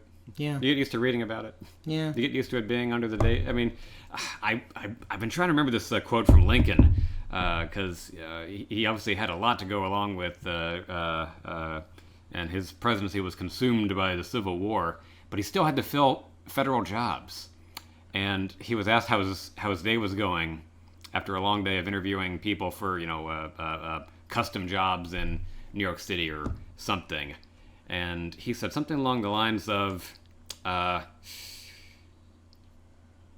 are too many piglets and not enough teats on the mom. Okay. Because that's how frustrated he was with the constant filling of federal jobs and it taking up his time. So, and that didn't even begin to, talk about the bond that the government began with the construction industry once we got the New Deal started and all those public works programs. Yeah, yeah. And then the military-industrial complex. So, yeah, which came directly out of the New Deal. I mean, you know, it's just so many. Yeah, it's like the government just has so much to hand out in the way of contracts and jobs that people will vote for a Biden or a Buttigieg to probably keep their bottom line going. And well, I think my point is, you know, people like you aside, who I think, you know, and I was talking a little bit about Bernie Twitter, and I think one of the big mistakes that, because you know, as much as I'm saying, like, I don't believe in American democracy, I believe in technological democracy. Like, right now, the candidate of the internet is Bernie Sanders, because a lot of people shit posting on the internet are also tremendously and economically insecure because we're young. We are in a bereft generation that does not have a whole lot to look forward to in terms of quality of life. And like I said, Bernie Sanders is at least talking about those fucking issues. I would personally like to have hourly workers on the boards of corporations. I would like to have an expanded right to strike. I would like unions to be strengthened up. I would like a lot of things that Bernie Sanders talks about to get enacted. But more to the point, I would like a lot of things that Bernie Sanders talks about to be at the center of our mass media narratives, because I think that's the primary change that we can vote for. And so I am for Bernie Sanders this time around. But I think that a lot of Bernie Sanders supporters, especially on Twitter, are not doing a great job vis-a-vis Joe Biden, because they portray Joe Biden, you know, the big narrative right now is cognitive decline. And, you know, I have fun with that too. I like to say that Joe Biden has cookie brain. His brain is crumbly and soft, like a sugar cookie. I mean, it makes I'm about to ask what kind of cookie. Yeah, like a sugar cookie. You know, like one of those cheap sugar cookies you get at H-E-B with the burnt orange frosting. That's Joe Biden all over. But at the same time, jokes aside, you can't diagnose a person of a medical condition based on how they perform on fucking television. It's like people tried to psychoanalyze Richard Nixon. People try to psychoanalyze Trump. And, you know, they'll tell you with total... Or those dumbass segments on... I know that O'Reilly had him on his show where they had body language experts. Oh, God. Yeah. No, that shit, it's all bullshit. Yeah, we haven't talked about the media incompetence on the Super Tuesday coverage, where I remember I was cleaning my toilet because we were going to have company over, and was it an MSNBC correspondent had made reference to where Buttigieg voters were going to go on Super Tuesday, and how celebrities like Kenan Michael Key had switched their endorsement from Buttigieg to Biden, even though that endorsement had never even happened. Yeah, it was a story, like, you know, the Buttigieg campaign had a whole pattern of faking endorsements from prominent black people. And they actually, the comms director, I believe, for Pete Buttigieg, got caught impersonating a Nigerian Pete Buttigieg supporter on Twitter. Yeah, isn't that fucking pathetic? I mean, look, I'm glad that fucking asshole's out of the race. But it was a funny image just to have me cleaning my toilet and have Don shouting at the TV, and then me walk in the living room with my toilet brush just to peek over at the TV and say, did he just repeat that crap about Kenan Michael Key being for Buttigieg? Yeah. No, they look, they're not beholden to the facts here. I mean, nobody is. But, you know, But yeah, it's just a shame. Like, as someone who studied journalism, I guess I wasn't particularly good at it, but that's not fair. James called before the McCain campaign even called it. He called that Sarah Palin was going to be the VP pick. He saw it coming before fucking anybody. And to be fair, I was with you in saying that Trump had a path to victory. So yeah, I knew that Trump had a path to victory, and that you can look it up. I have the fucking receipts. You go to the Revealer magazine. You look up my ill-fated political column from there, which I believe was called Salem 66. I keep naming my political columns like something number. Yeah. But I said it's almost going to be impossible to beat this guy given the television ratings that he pulls down, because that's what it's about. And, you know, I've had my share of proper predictions, but yeah, well, but and it's not just that he has like an oracular power. Like I've known James for years and years, and it's like a big part of the reason that I'm into politics is from talking to James about politics because he actually gives a shit. Good old days walking to high school. Walking to high school. Yeah. And occasionally, two guys in a pickup truck would show up and start a fight with us. Oh yeah, a couple times. A couple times there. But I don't know, you know. But yeah, there was some resentment on my part, like, oh yeah, people can just state these blatant inaccuracies without any real consequence, and I think, yeah, they have a job in the big media, and I don't. Yeah, but let's talk about blatant inaccuracies. It's like, you know, the question of why you voted for Joe Biden, I think, has been like very well answered. In terms of like why the majority of, once again, these older voters, people who get their information from television, at least according to because the exit polls don't ask them, where do you get your news? That would be a really good thing to ask somebody in the exit polls. By the way, you fucking morons. But I don't think they're interested in asking that question. But just from inference and from knowing who watches television and knowing who votes, same people, we could say these are people that are getting their information from television. Why did they break for Joe Biden? I think it might have something to do with the fact that Bernie Sanders has repeatedly been portrayed, like Donald Trump, as a potential Russian asset on the basis of fucking nothing. Oh, you think that was really a big deal? I think it was. I mean, but I don't think it's because the Washington Post put out a story saying that Russia is backing the Bernie Sanders campaign in some mysterious way, that they're providing help to the Bernie Sanders campaign. They didn't say what the help was. Yeah. The only source was sources familiar with the matter.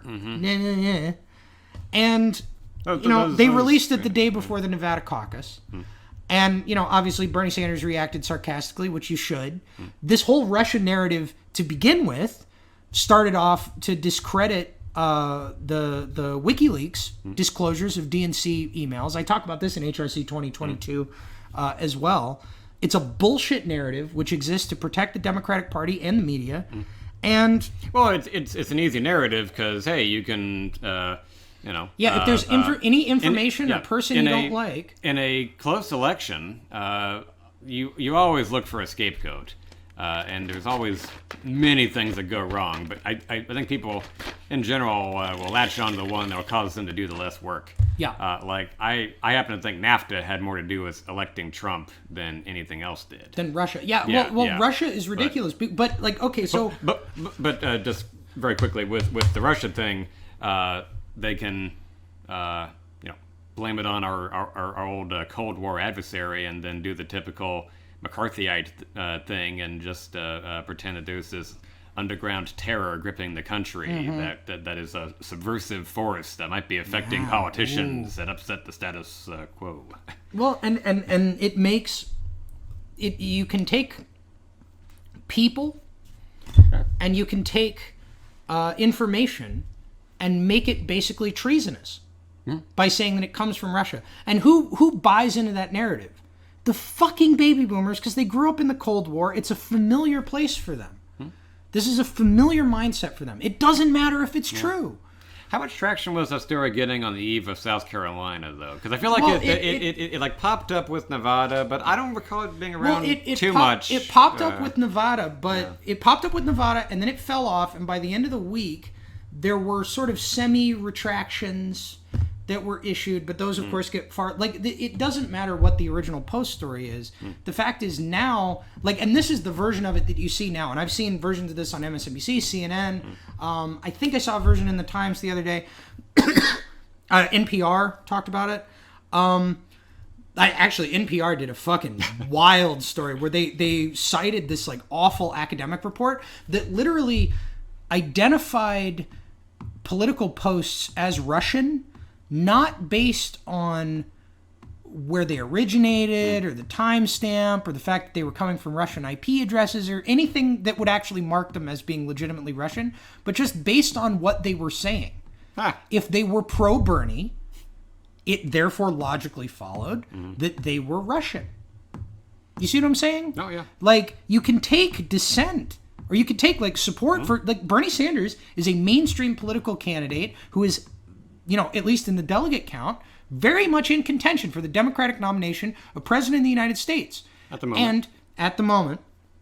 But you can make supporting him into a treasonous activity. Yeah. And this is the version of that story that I see now. And like this is the reason I don't think it was just something that was like designed to puff up before Nevada and then go away. Like the idea is like in December, Hillary Clinton said that Russia was behind Bernie. In 2016. She said, I have a unique understanding of the Russian threat. This was on Howard Stern. And they supported Donald Trump, and they were also for Bernie Sanders. But that's another story. This is after she wanted to reset our relations with Russia as Secretary of State. And I want to reset her fucking face. I want to hit her with a monkey wrench. In Minecraft. Don't do that. Don't do that, yeah. But no, it's just sad that what was it? Also in 2012, Barack Obama chastised Mitt Romney for his tough on Russia approach by saying the 1980s called they want their foreign policy back. Yeah, and or go back even further. Like let's drag George W. Bush into this. He said he looked into Vladimir Putin's eyes and he saw his soul. Oof. Yeah. So I don't know. It's just if when you're in office, you try to be nice to Russia because you don't want a nuclear war. But yeah, when you're outside power, you just always try to just use the old big red Russian bear to try to rally your opposition. So it's kind of a weird give and take thing. And who does it work I just like on? Russia as much as the next average American, but what I dislike more than Russia, the threat of nuclear war. Yeah, no, I'm not a fan of nuclear war. But it doesn't matter what Russia actually is because they're not a serious geopolitical adversary. What they did in 2016 was fucking laughable. Oh no, we're really getting sidetracked talking about the whole Russia thing, but I recall we had a conversation in January of 2017 where I read the Senate the public version of the Senate Intelligence Committee report, and I was like, okay, so the Russian media got stories trending on social media. Yeah, on Facebook. Yeah. And in small ways. Yeah. Like, I mean, look, I take it emphasis on small. I take it as a matter of professional pride that the fucking 8chan got shit trending on social media more than Russia did in 2016. Like, draft our daughters. I made a lot of those fucking draft our daughters images.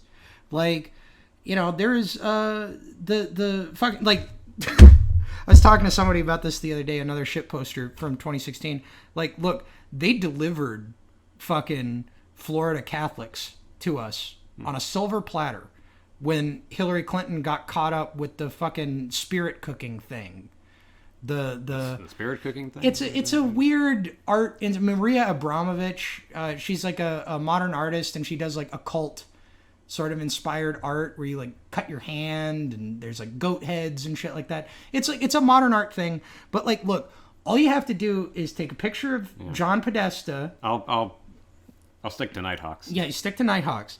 Because this is our first show, and this is the first show we've done in my old man cave. I think this looks much better than. Got your Nighthawks and your Casablanca. Yeah, it's perfect. Humphrey Bogart, that's a good American. Yeah, we're basically what I'm saying is like, look, all you had to do was create flyers and do a little bit of phone calling and make some Facebook posts telling hardcore Catholics that Hillary Clinton is a Satan worshiper. For you swing a couple of counties to Trump. We did it we did it in New England. We did it in parts of Michigan. We did it in Florida. And it's like, ton of Catholic voters in Pennsylvania too. Yeah. No, and like, look, they gave that to us on a silver fucking platter. And like, people who think that like, oh yeah, frog Twitter, yeah, 2016. Like, look, we ran a fucking totally free mass media campaign that got this fucking cartoon character elected president. That was a serious fucking achievement, and you may hate us for it, but like, don't give our work to Russia. Don't do it. Don't do it. So you're saying like y'all want the like you're kind of sad that Russia is getting all the credit for the crap he did. Well, the trolling is taking credit when things fall apart on their own, and they're giving our credit away. So they're killing the troll. It's really killing me. Anyway, we're getting on an hour 40 minutes. Oh yeah. So I think we should start wrapping this up. Super Tuesday comes down. Bernie gets a victory in California, Utah, Colorado, Vermont. Joe Biden, pretty much everywhere North Carolina, else. Tennessee, Yeah. Arkansas, Texas, Oklahoma, Minnesota, Massachusetts, Maine. Yeah. Belatedly got Maine. That was the closest contest. So he swept the South. I was shocked that he, like we were talking beforehand, I was shocked that he carried Minnesota. I thought Bernie, I mean, when you think Minnesota, you think of Gene McCarthy, Hubert Humphrey, Walter Mondale. Although How definitive do you think was Klobuchar's endorsement? Because I do know she's popular in Minnesota. Yeah, she's always won her elections by a good margin, but dang it. A lot of the figures I named were more establishment ones like Humphrey and Mondale, but also Minnesota's the state that gave us Paul Wellstone. So Could you describe Paul Wellstone for people who might not be familiar? Oh, God. Won an election in 1990 on an anti-war campaign and bashed big money politics, just liberal lion of the Senate up until his tragic death in an airplane crash in 2002, right when his vote against the Iraq War would have been nice. Yeah, it's convenient. A little bit convenient. That's a little convenient. I'm thinking that's But a little no, convenient. but yeah, just long-time liberal Yeah. senator for 12 years. Well, I mean, in terms of the Super Tuesday states, and definitely in terms of Texas, attendance at the polls was up, but the people who came to the polls were boomers or older. And Old people like to vote. old people do like to vote. Plus, early voting makes it easier for them. Yeah, old people have time to vote. Young people are difficult to mobilize. The movement behind Sanders, Sanders keeps saying that he's going to be at the head of this, massive groundswelling of popular support. It has not materialized thus far. Yeah. That said, he is like there's a caricature in the corporate media that Bernie Sanders has like an overwhelmingly white, educated base. That's not true. He's capable of swinging working class people, and specifically in the Hispanic community. He did get coverage from Wall Street Journal and The Guardian on the eve of Super Tuesday about how, he's winning the Latino vote because he's actually working hard for that vote. He's treating them seriously. He's doing Spanish language radio spots. He's giving, when I was at the Sanders rally, he's giving prominent placement to Hispanic speakers that speak directly in Spanish. There's no, at the rally they had an immigrant rights activist speak in Spanish, no translation, no nothing, directly to that constituency. They're taking it seriously, and I think that Beto O'Rourke is like the usual style of the Democratic Party taking the Hispanic vote seriously, and it's fucking pathetic. So it's good to, and a lot of that is due to Chuck Rocha. Who's he's on the Bernie Sanders campaign, and he's sort of the architect of their Hispanic strategy, and I have a lot of respect for him and what he's doing. Slight pivot. Did you catch? There was a piece in Politico about how Bernie's team was readjusting after Super Tuesday, and one campaign official mentioned something about how they had not made a push for the black vote soon enough, and. Oh, he's losing the black vote. Yeah, and they were talking about how they were going to start, I guess, reaching out to more churches and activists. In fact, he got Jesse Jackson's endorsement. He got Jesse Jackson's endorsement ahead of the Michigan primary, which is a nice little bit of political serendipity because, of course, when Jesse Jackson ran in 1988, Bernie Sanders endorsed him. And this was when Jesse Jackson was running with the Rainbow Coalition. It's sort of a liberal Democratic insurgent campaign, similar kind of thing. And obviously he was running against Mr. Joe Biden. Briefly, Joe dropped out very quickly in 88. Oh yeah, Joe. That's the other thing. When Joe Biden won South Carolina, this is the first time he's ever gotten delegates in presidential primary. First primary he ever won, ever. He ran in 88. He ran in 08. Made it to Iowa, and that was it. Yeah. Yeah, in 1988, he lied about participating in the civil rights movement, which he's gone back to doing, by the way, and ended up having to admit, I was with you in spirit. I was watching it on television, which, I think to a lot of boomers, they feel like watching the civil rights movement on television is the same thing as participating in it. Oh, no. Mitt Romney had a similar foul up in 2008 where he had a campaign line where he said, I watched my dad marching with Martin Luther King. And they said, well, we looked it up. You weren't at that rally. It's like, no, I saw my dad on TV. And he said, quote, if you look in the dictionary under watch, and actually quoted the definition of dictionary about how his quote was accurate. Oh, my fucking God. Yeah. Mitt Romney. Yeah, so... Yeah, no, I knew that... I think I might have poured gasoline on Don's anti-TV line of thought here tonight. Yeah. But I knew that Jesse Jackson would never endorse Biden. Like, never in a million years. I kind of expected him to sit out the election, honestly. But you think it's like too little too late for him to try to break into... I don't know, because when he endorsed, I did say on Twitter, this is a big deal. Because, the Sanders campaign has really gotten a lot of credit from me for taking the Hispanic vote seriously. They do not take the black vote seriously. Killer Mike is not going to do it for you. Because he speaks to young people. And you need to be talking to black churches. You need to be talking to community leaders. And that means religious leaders. I don't think Bernie Sanders has tremendous religious outreach. I think one of the big problems with Bernie Sanders, once again, I was talking about that South Carolina number, where it's one of the few demographics that he won is people that never go to church.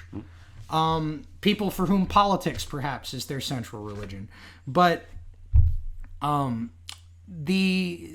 thing that he needs is to embrace not just religious, the iconography of religious populism.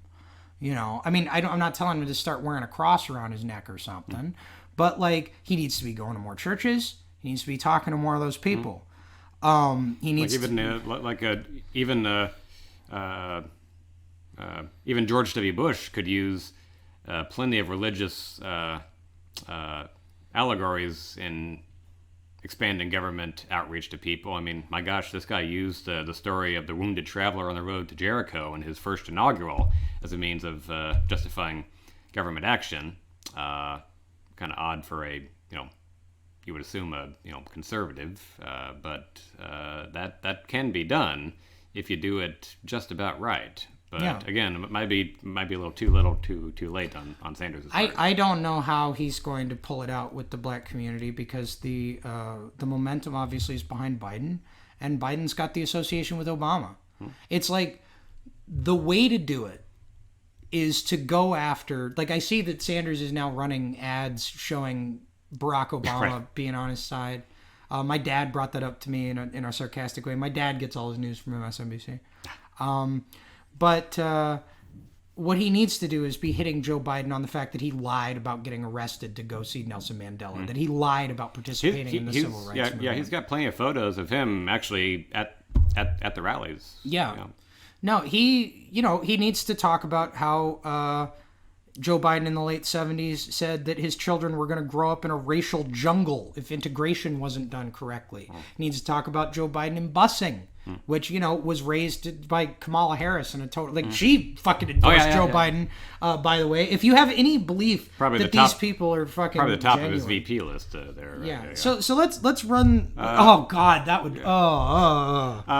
The Russian thing earlier jogged my memory as far as stories go, but how much do you think Sanders' quote on Cuba and Castro and their literacy programs helped him or hurt him going into Super Tuesday? We're not going to find that out until... the narrative, because the New York Times published a story along similar lines. I don't have the exact date on it, but... Sanders' visits to the Soviet Union were part of a Soviet propaganda effort. And it's a really thin story. But the only thing that matters is you see Sanders Russia, Sanders Soviet, Sanders Communist. Castro. And it plays to the audience of blinkered TV addict baby boomers that are capable of being swayed by those kinds of narratives, that live in that world where Russia is an existential threat to American global sovereignty instead of a fucking country with a tiny economy that primarily exists as a clearinghouse for global crime. Like, not an existential threat to the United States. Unless we actually, Good rum. What? Good rum. Good rum. Yeah. Yeah, good rum. Good rum. Good child brides. Those are the two things. Good mechanics, too. Good mechanics, yeah. But, the only thing that they need to advance that narrative is a headline or a news segment on cable or whatever that's Sanders communism.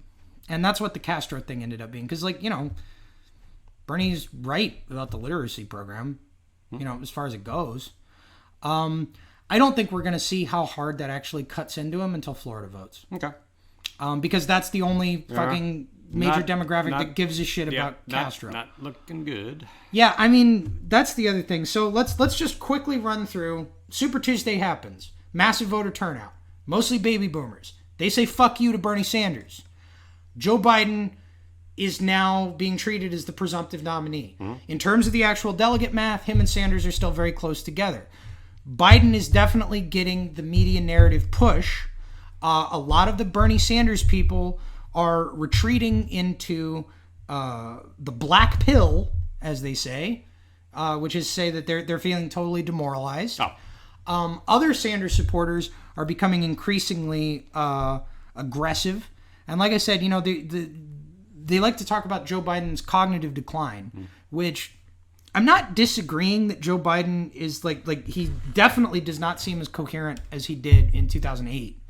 He got his age and his speech impediment and just his rambling nature. Well, I do think that it's possible that the guy is experiencing dementia or whatever, but I don't think you can diagnose anybody based on television images, because you're not seeing the person. You're seeing the person performing in front of millions of people, and I really believe that those things are distinct. And the mistake that Sanders supporters are making in the aftermath of Super Tuesday, because there is an element of this that does seem good for Sanders, because now he doesn't need to direct his attacks in any direction but Biden. And Biden does have, if you're talking about policy positions, if you're talking about his history, the people that have backed him, credit card companies, for instance, the fact that he backed the bankruptcy bill that means that I cannot discharge my student loan debt through bankruptcy. We're up to $100K student loan debt because I don't have the money to pay it down. There's serious problems with Joe Biden. And so from the perspective of a lot of Bernie supporters... Biden fired the first shots by going after Bernie's record on guns. Yeah, well... So their voting record is already fair game. Well, of course his voting record is fair, because he voted for the fucking war in Iraq. Yeah. The guy, he helped write the fucking Patriot Act. Yeah. The guy's a fucking war criminal.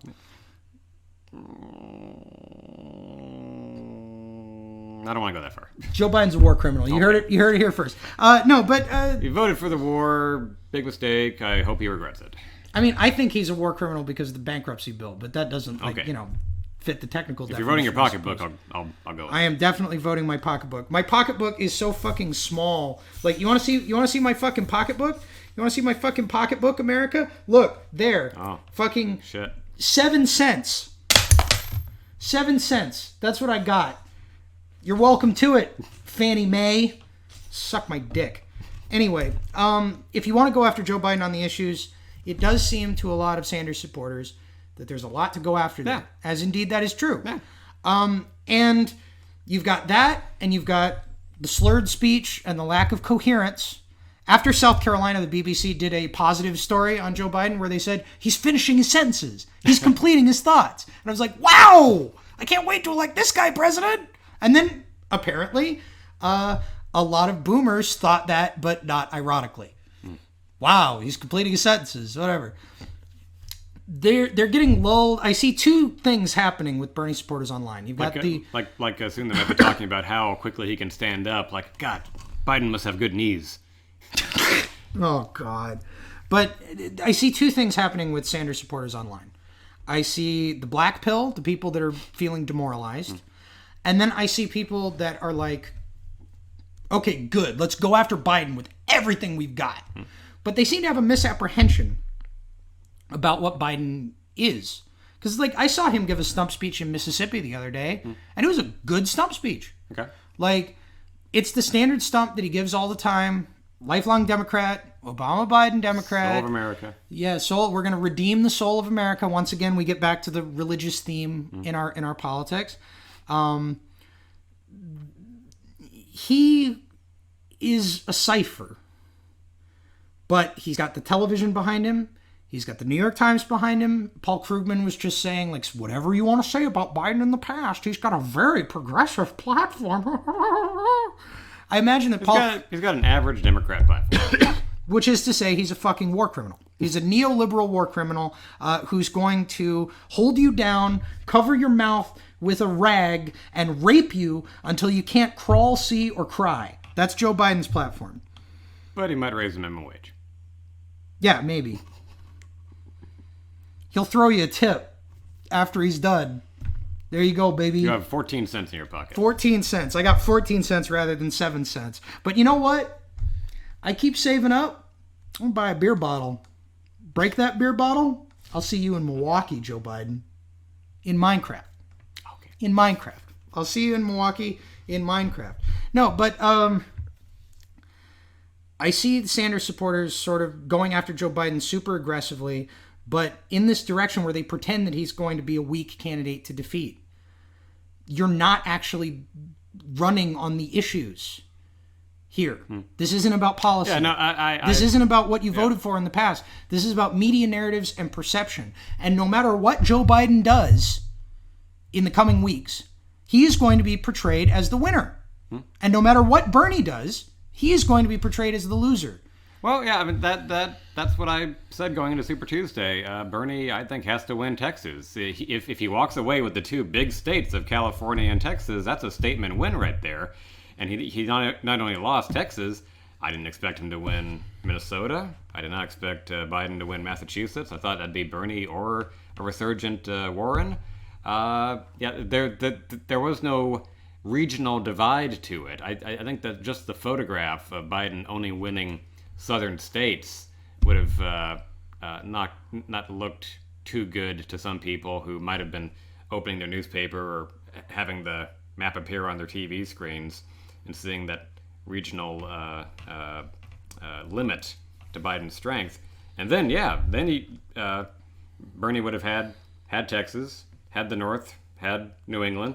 Then you march into Michigan, where he had won a very tight race before, with a hint of momentum. But the narrative that came out of Super Tuesday was really the worst case scenario for Bernie, and I think that was just about it. I don't really expect him to do well in Michigan, certainly not Florida. He'll maybe do okay in Missouri and Washington State, but I'd say that from here on, Biden's going to be winning a lot of primaries. Yeah, I mean, so in the aftermath of Super Tuesday, Bloomberg dropped out. Yeah.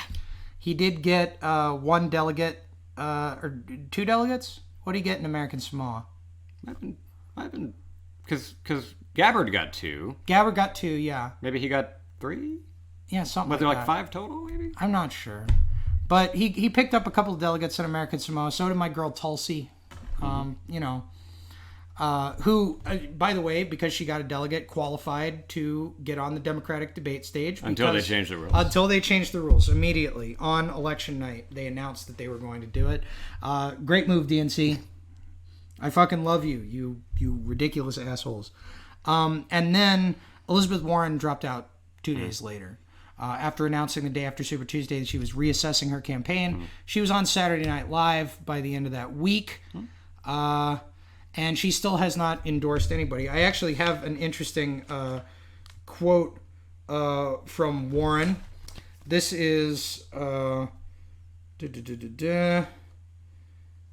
is on the 2nd of March, prior to Super Tuesday. Day before? She was speaking in Monterey Park, California, where she was campaigning. And Warren said, nominating someone who wants to restore the world before Donald Trump, when the status quo has been leaving more and more people behind for decades, is a big risk for our party and for our country. Yet, she has not endorsed Bernie Sanders ahead of the Michigan primary. Anybody who wants to tell you that Elizabeth Warren is a politician with principles clearly does not know Elizabeth Warren. She's an academic. She probably likes being right. She's an academic, but she parlayed her academic expertise into selling fucking debt relief self-help books to the middle class on the fucking Dr. Phil show. She's a fucking... You know what? There's a technical term for Elizabeth Warren. Lying whore. Hey. Okay, I'm going to tone it down. Thank you. Pig-brained slattern. I'm not sure. Better than the last thing. What the hell? Battery-sucking doxy. Battery-sucking doxy? She's a battery-sucking doxy. Battery-sucking doxy. I don't know. She's a battery-sucking doxy.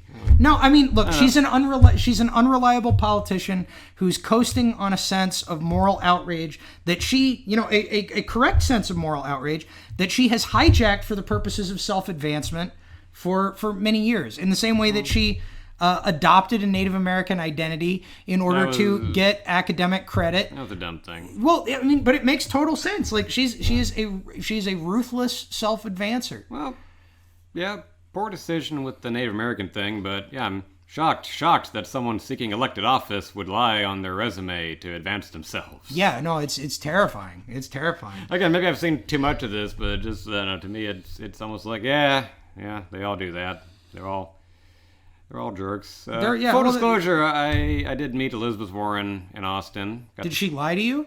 I shook her hand and just politely asked her that should she be elected, that she fix our broken immigration system. She took a breath and with a sense of frustration about the status quo said, there's so much we could easily do to fix the immigration system in this country, but we don't seem to do it. And we posed for a photo and that was it. Speaking of stuff that you could easily do, if you really think that it would be a big risk for the Democratic Party and for the country as a whole to nominate someone who wants to restore the world before Donald Trump, when the status quo has been leaving more and more people behind for decades, you could endorse Bernie Sanders. But she's not going to do that. So, fuck her.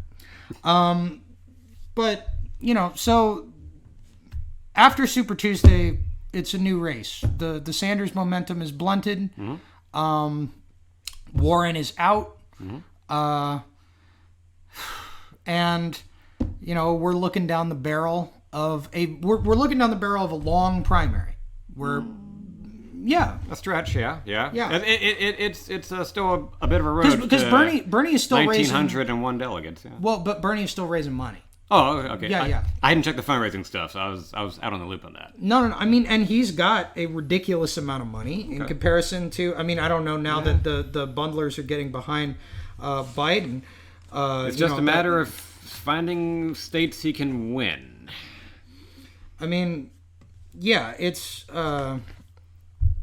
obviously it's going to be a hard fought thing, but I think Bernie's going to be in it till the convention, if he can.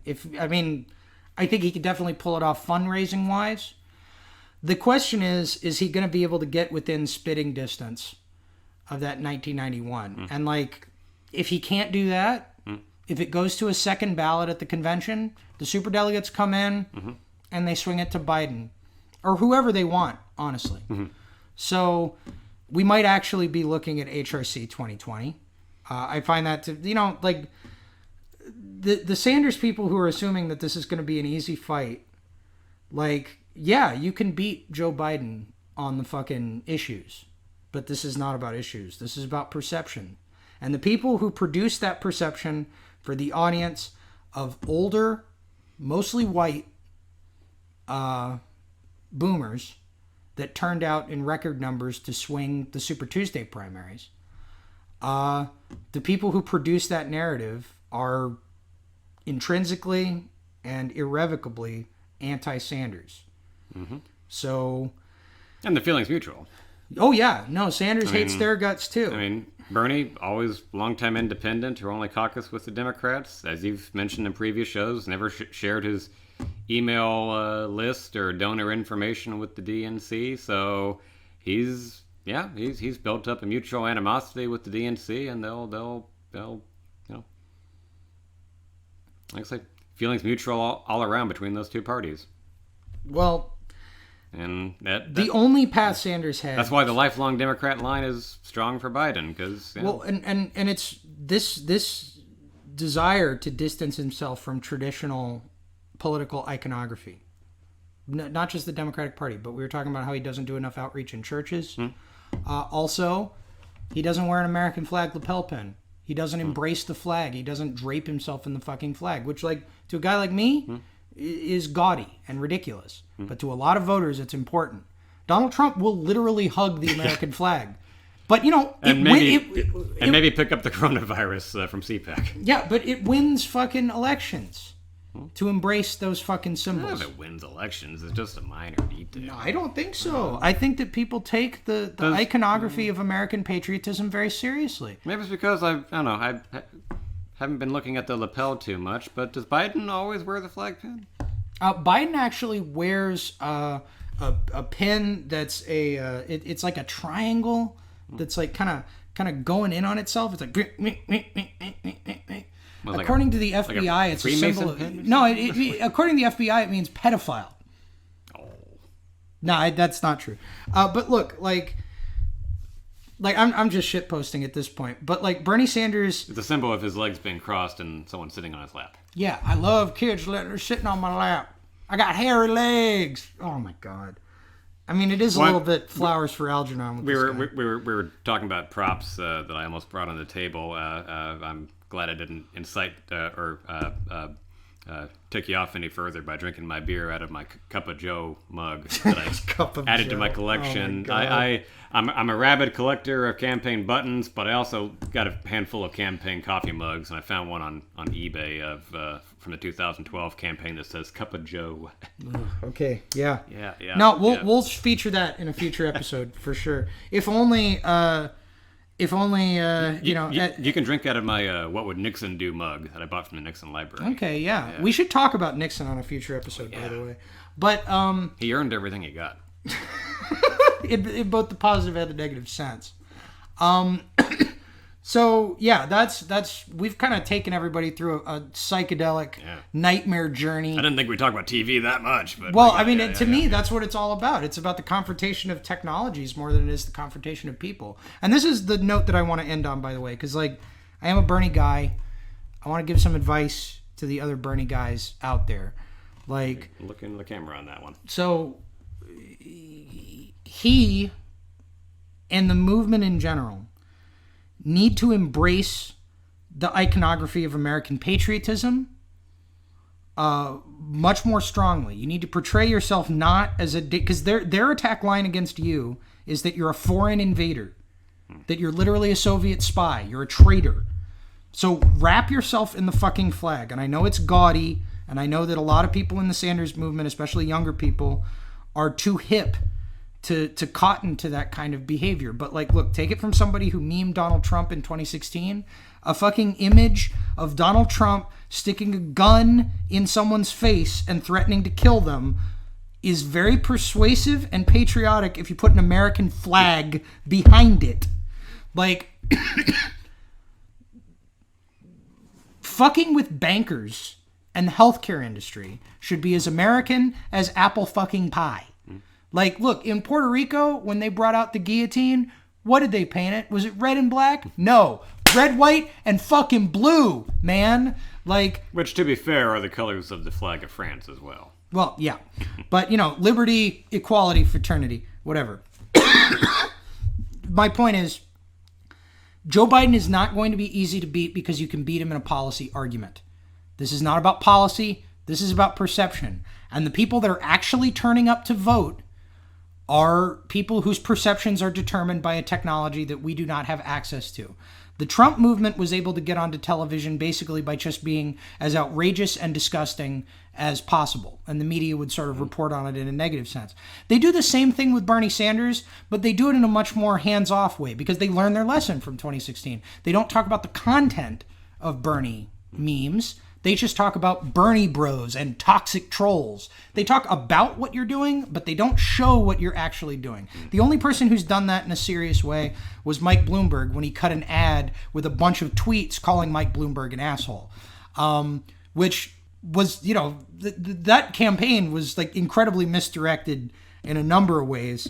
But that's the closest that that Bernie Twitter has come to breaking into the television narrative. And honestly, I think after 2016, unless Bernie Twitter starts actively like calling for the beheading of bankers and media figures in a credible enough way that they start like talking about those specific images and videos on television, which I don't know if there is a way to make that kind of meme funny and, widespread enough that it would actually break through into the television narrative.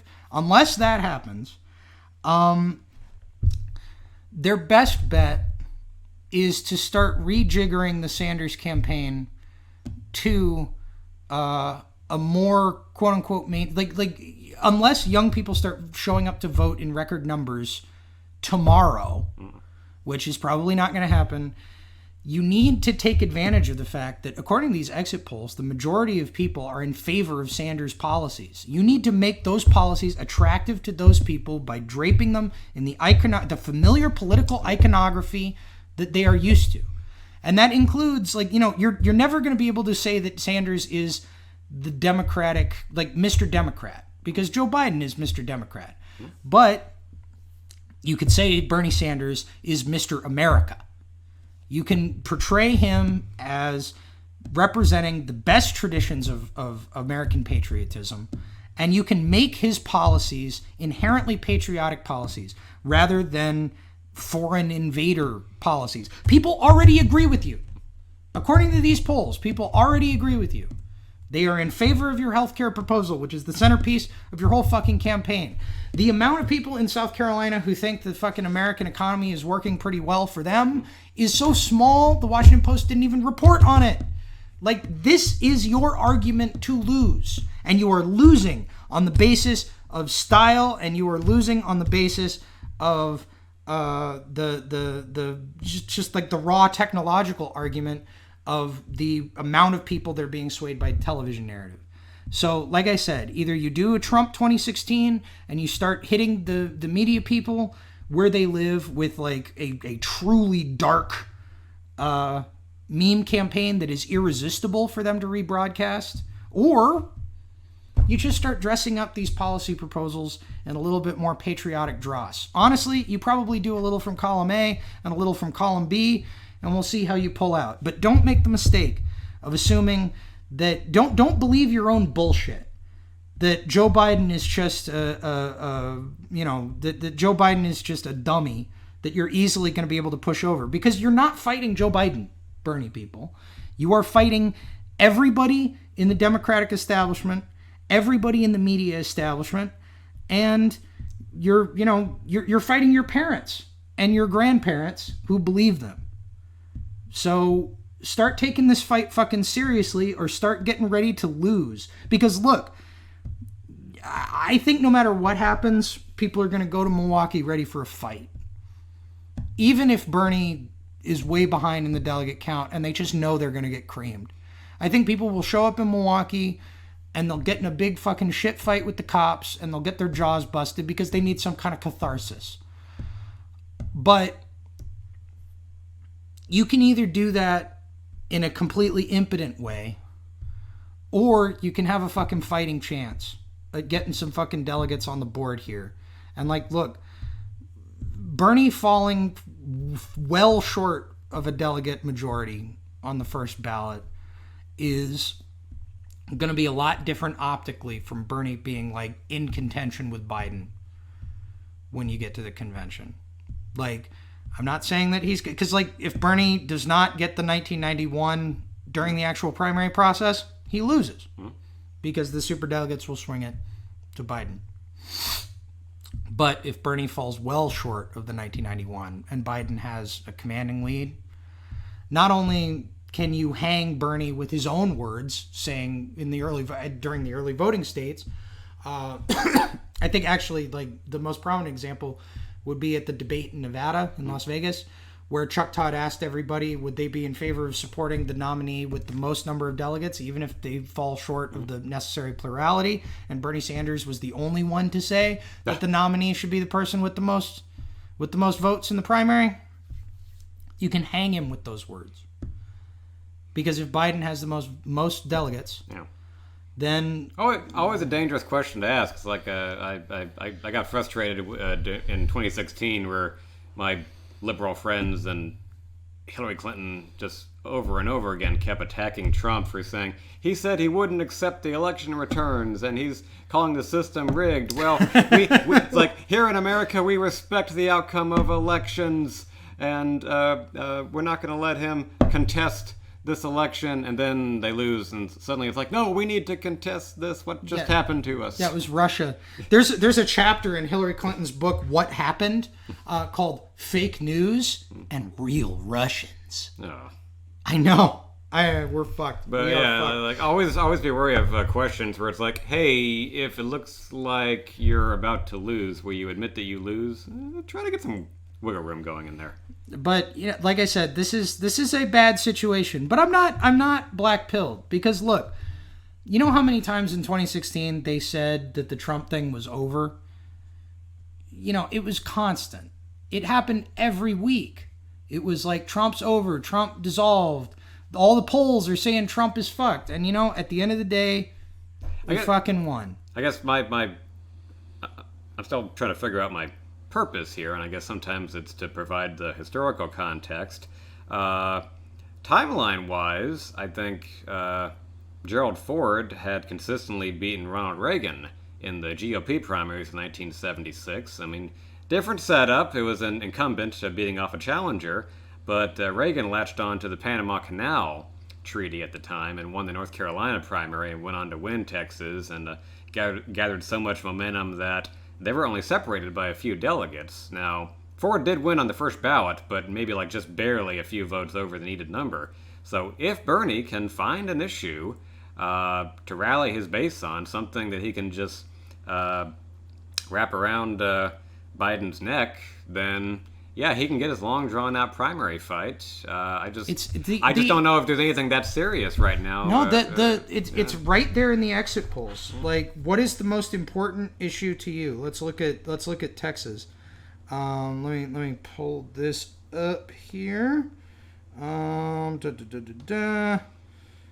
are your feelings about the Trump administration? I mean, I'm describing catching lightning in a bottle at this point. But Okay, which of these four issues mattered most in how you voted today? 47% healthcare. Okay. 14% race relations, 16% climate change, 19% income inequality. 47% healthcare. Healthcare is Sanders' issue. Okay. It is 100% his fucking issue. It's the thing that he's got the best packaged presentation on. It's got the best villain, which is the pharmaceutical industry and the private insurers. He's got the fact that he can bring up people who have medical horror stories to talk on their own behalf about how fucked over they've been by this system. He went on Fox News and got the audience to boo the fucking presenter over this healthcare issue. Bernie Sanders has a fucking atom bomb with this healthcare thing. But you gotta fucking wrap it in the flag, and you gotta wrap that flag around Joe Biden's old fucking turkey neck, and you gotta hang him off the Brooklyn Bridge until his neck snaps. Don't do that. Metaphorically. You have to do it metaphorically. But you see what I'm saying? Like, look, Sanders knows the issue. It's fucking healthcare. And, like, it already fires up his base. Okay. It can fire up a lot of other people, too, in my opinion. There we go. Well. Yeah. That's what we got to double down on, then. Yeah. So, okay, we got the Michigan. Who all's voting tomorrow? It's Michigan. Michigan, Missouri. I'm missing one. Michigan, Missouri. Oh, Mississippi. Mississippi, thank you. Mississippi, yeah. Not looking good for Sanders. Nope. So we're gonna leave you with that. This has been a fucking excellent episode. Thank you so much for fucking doing this again, man. Like, and if anybody has a suggestion on the name or whatever, mark it in the comments down below. And if you like what we're doing here on the channel, go to patreon.com/HRC2020 and go to encyclopedia.zone. Read HRC 2020 Part 2. We got a lot more exciting shit coming up at encyclopedia.zone. Stay tuned. Stay frosty out there, ladies and gents. Yay, incremental change. Boo, incremental change.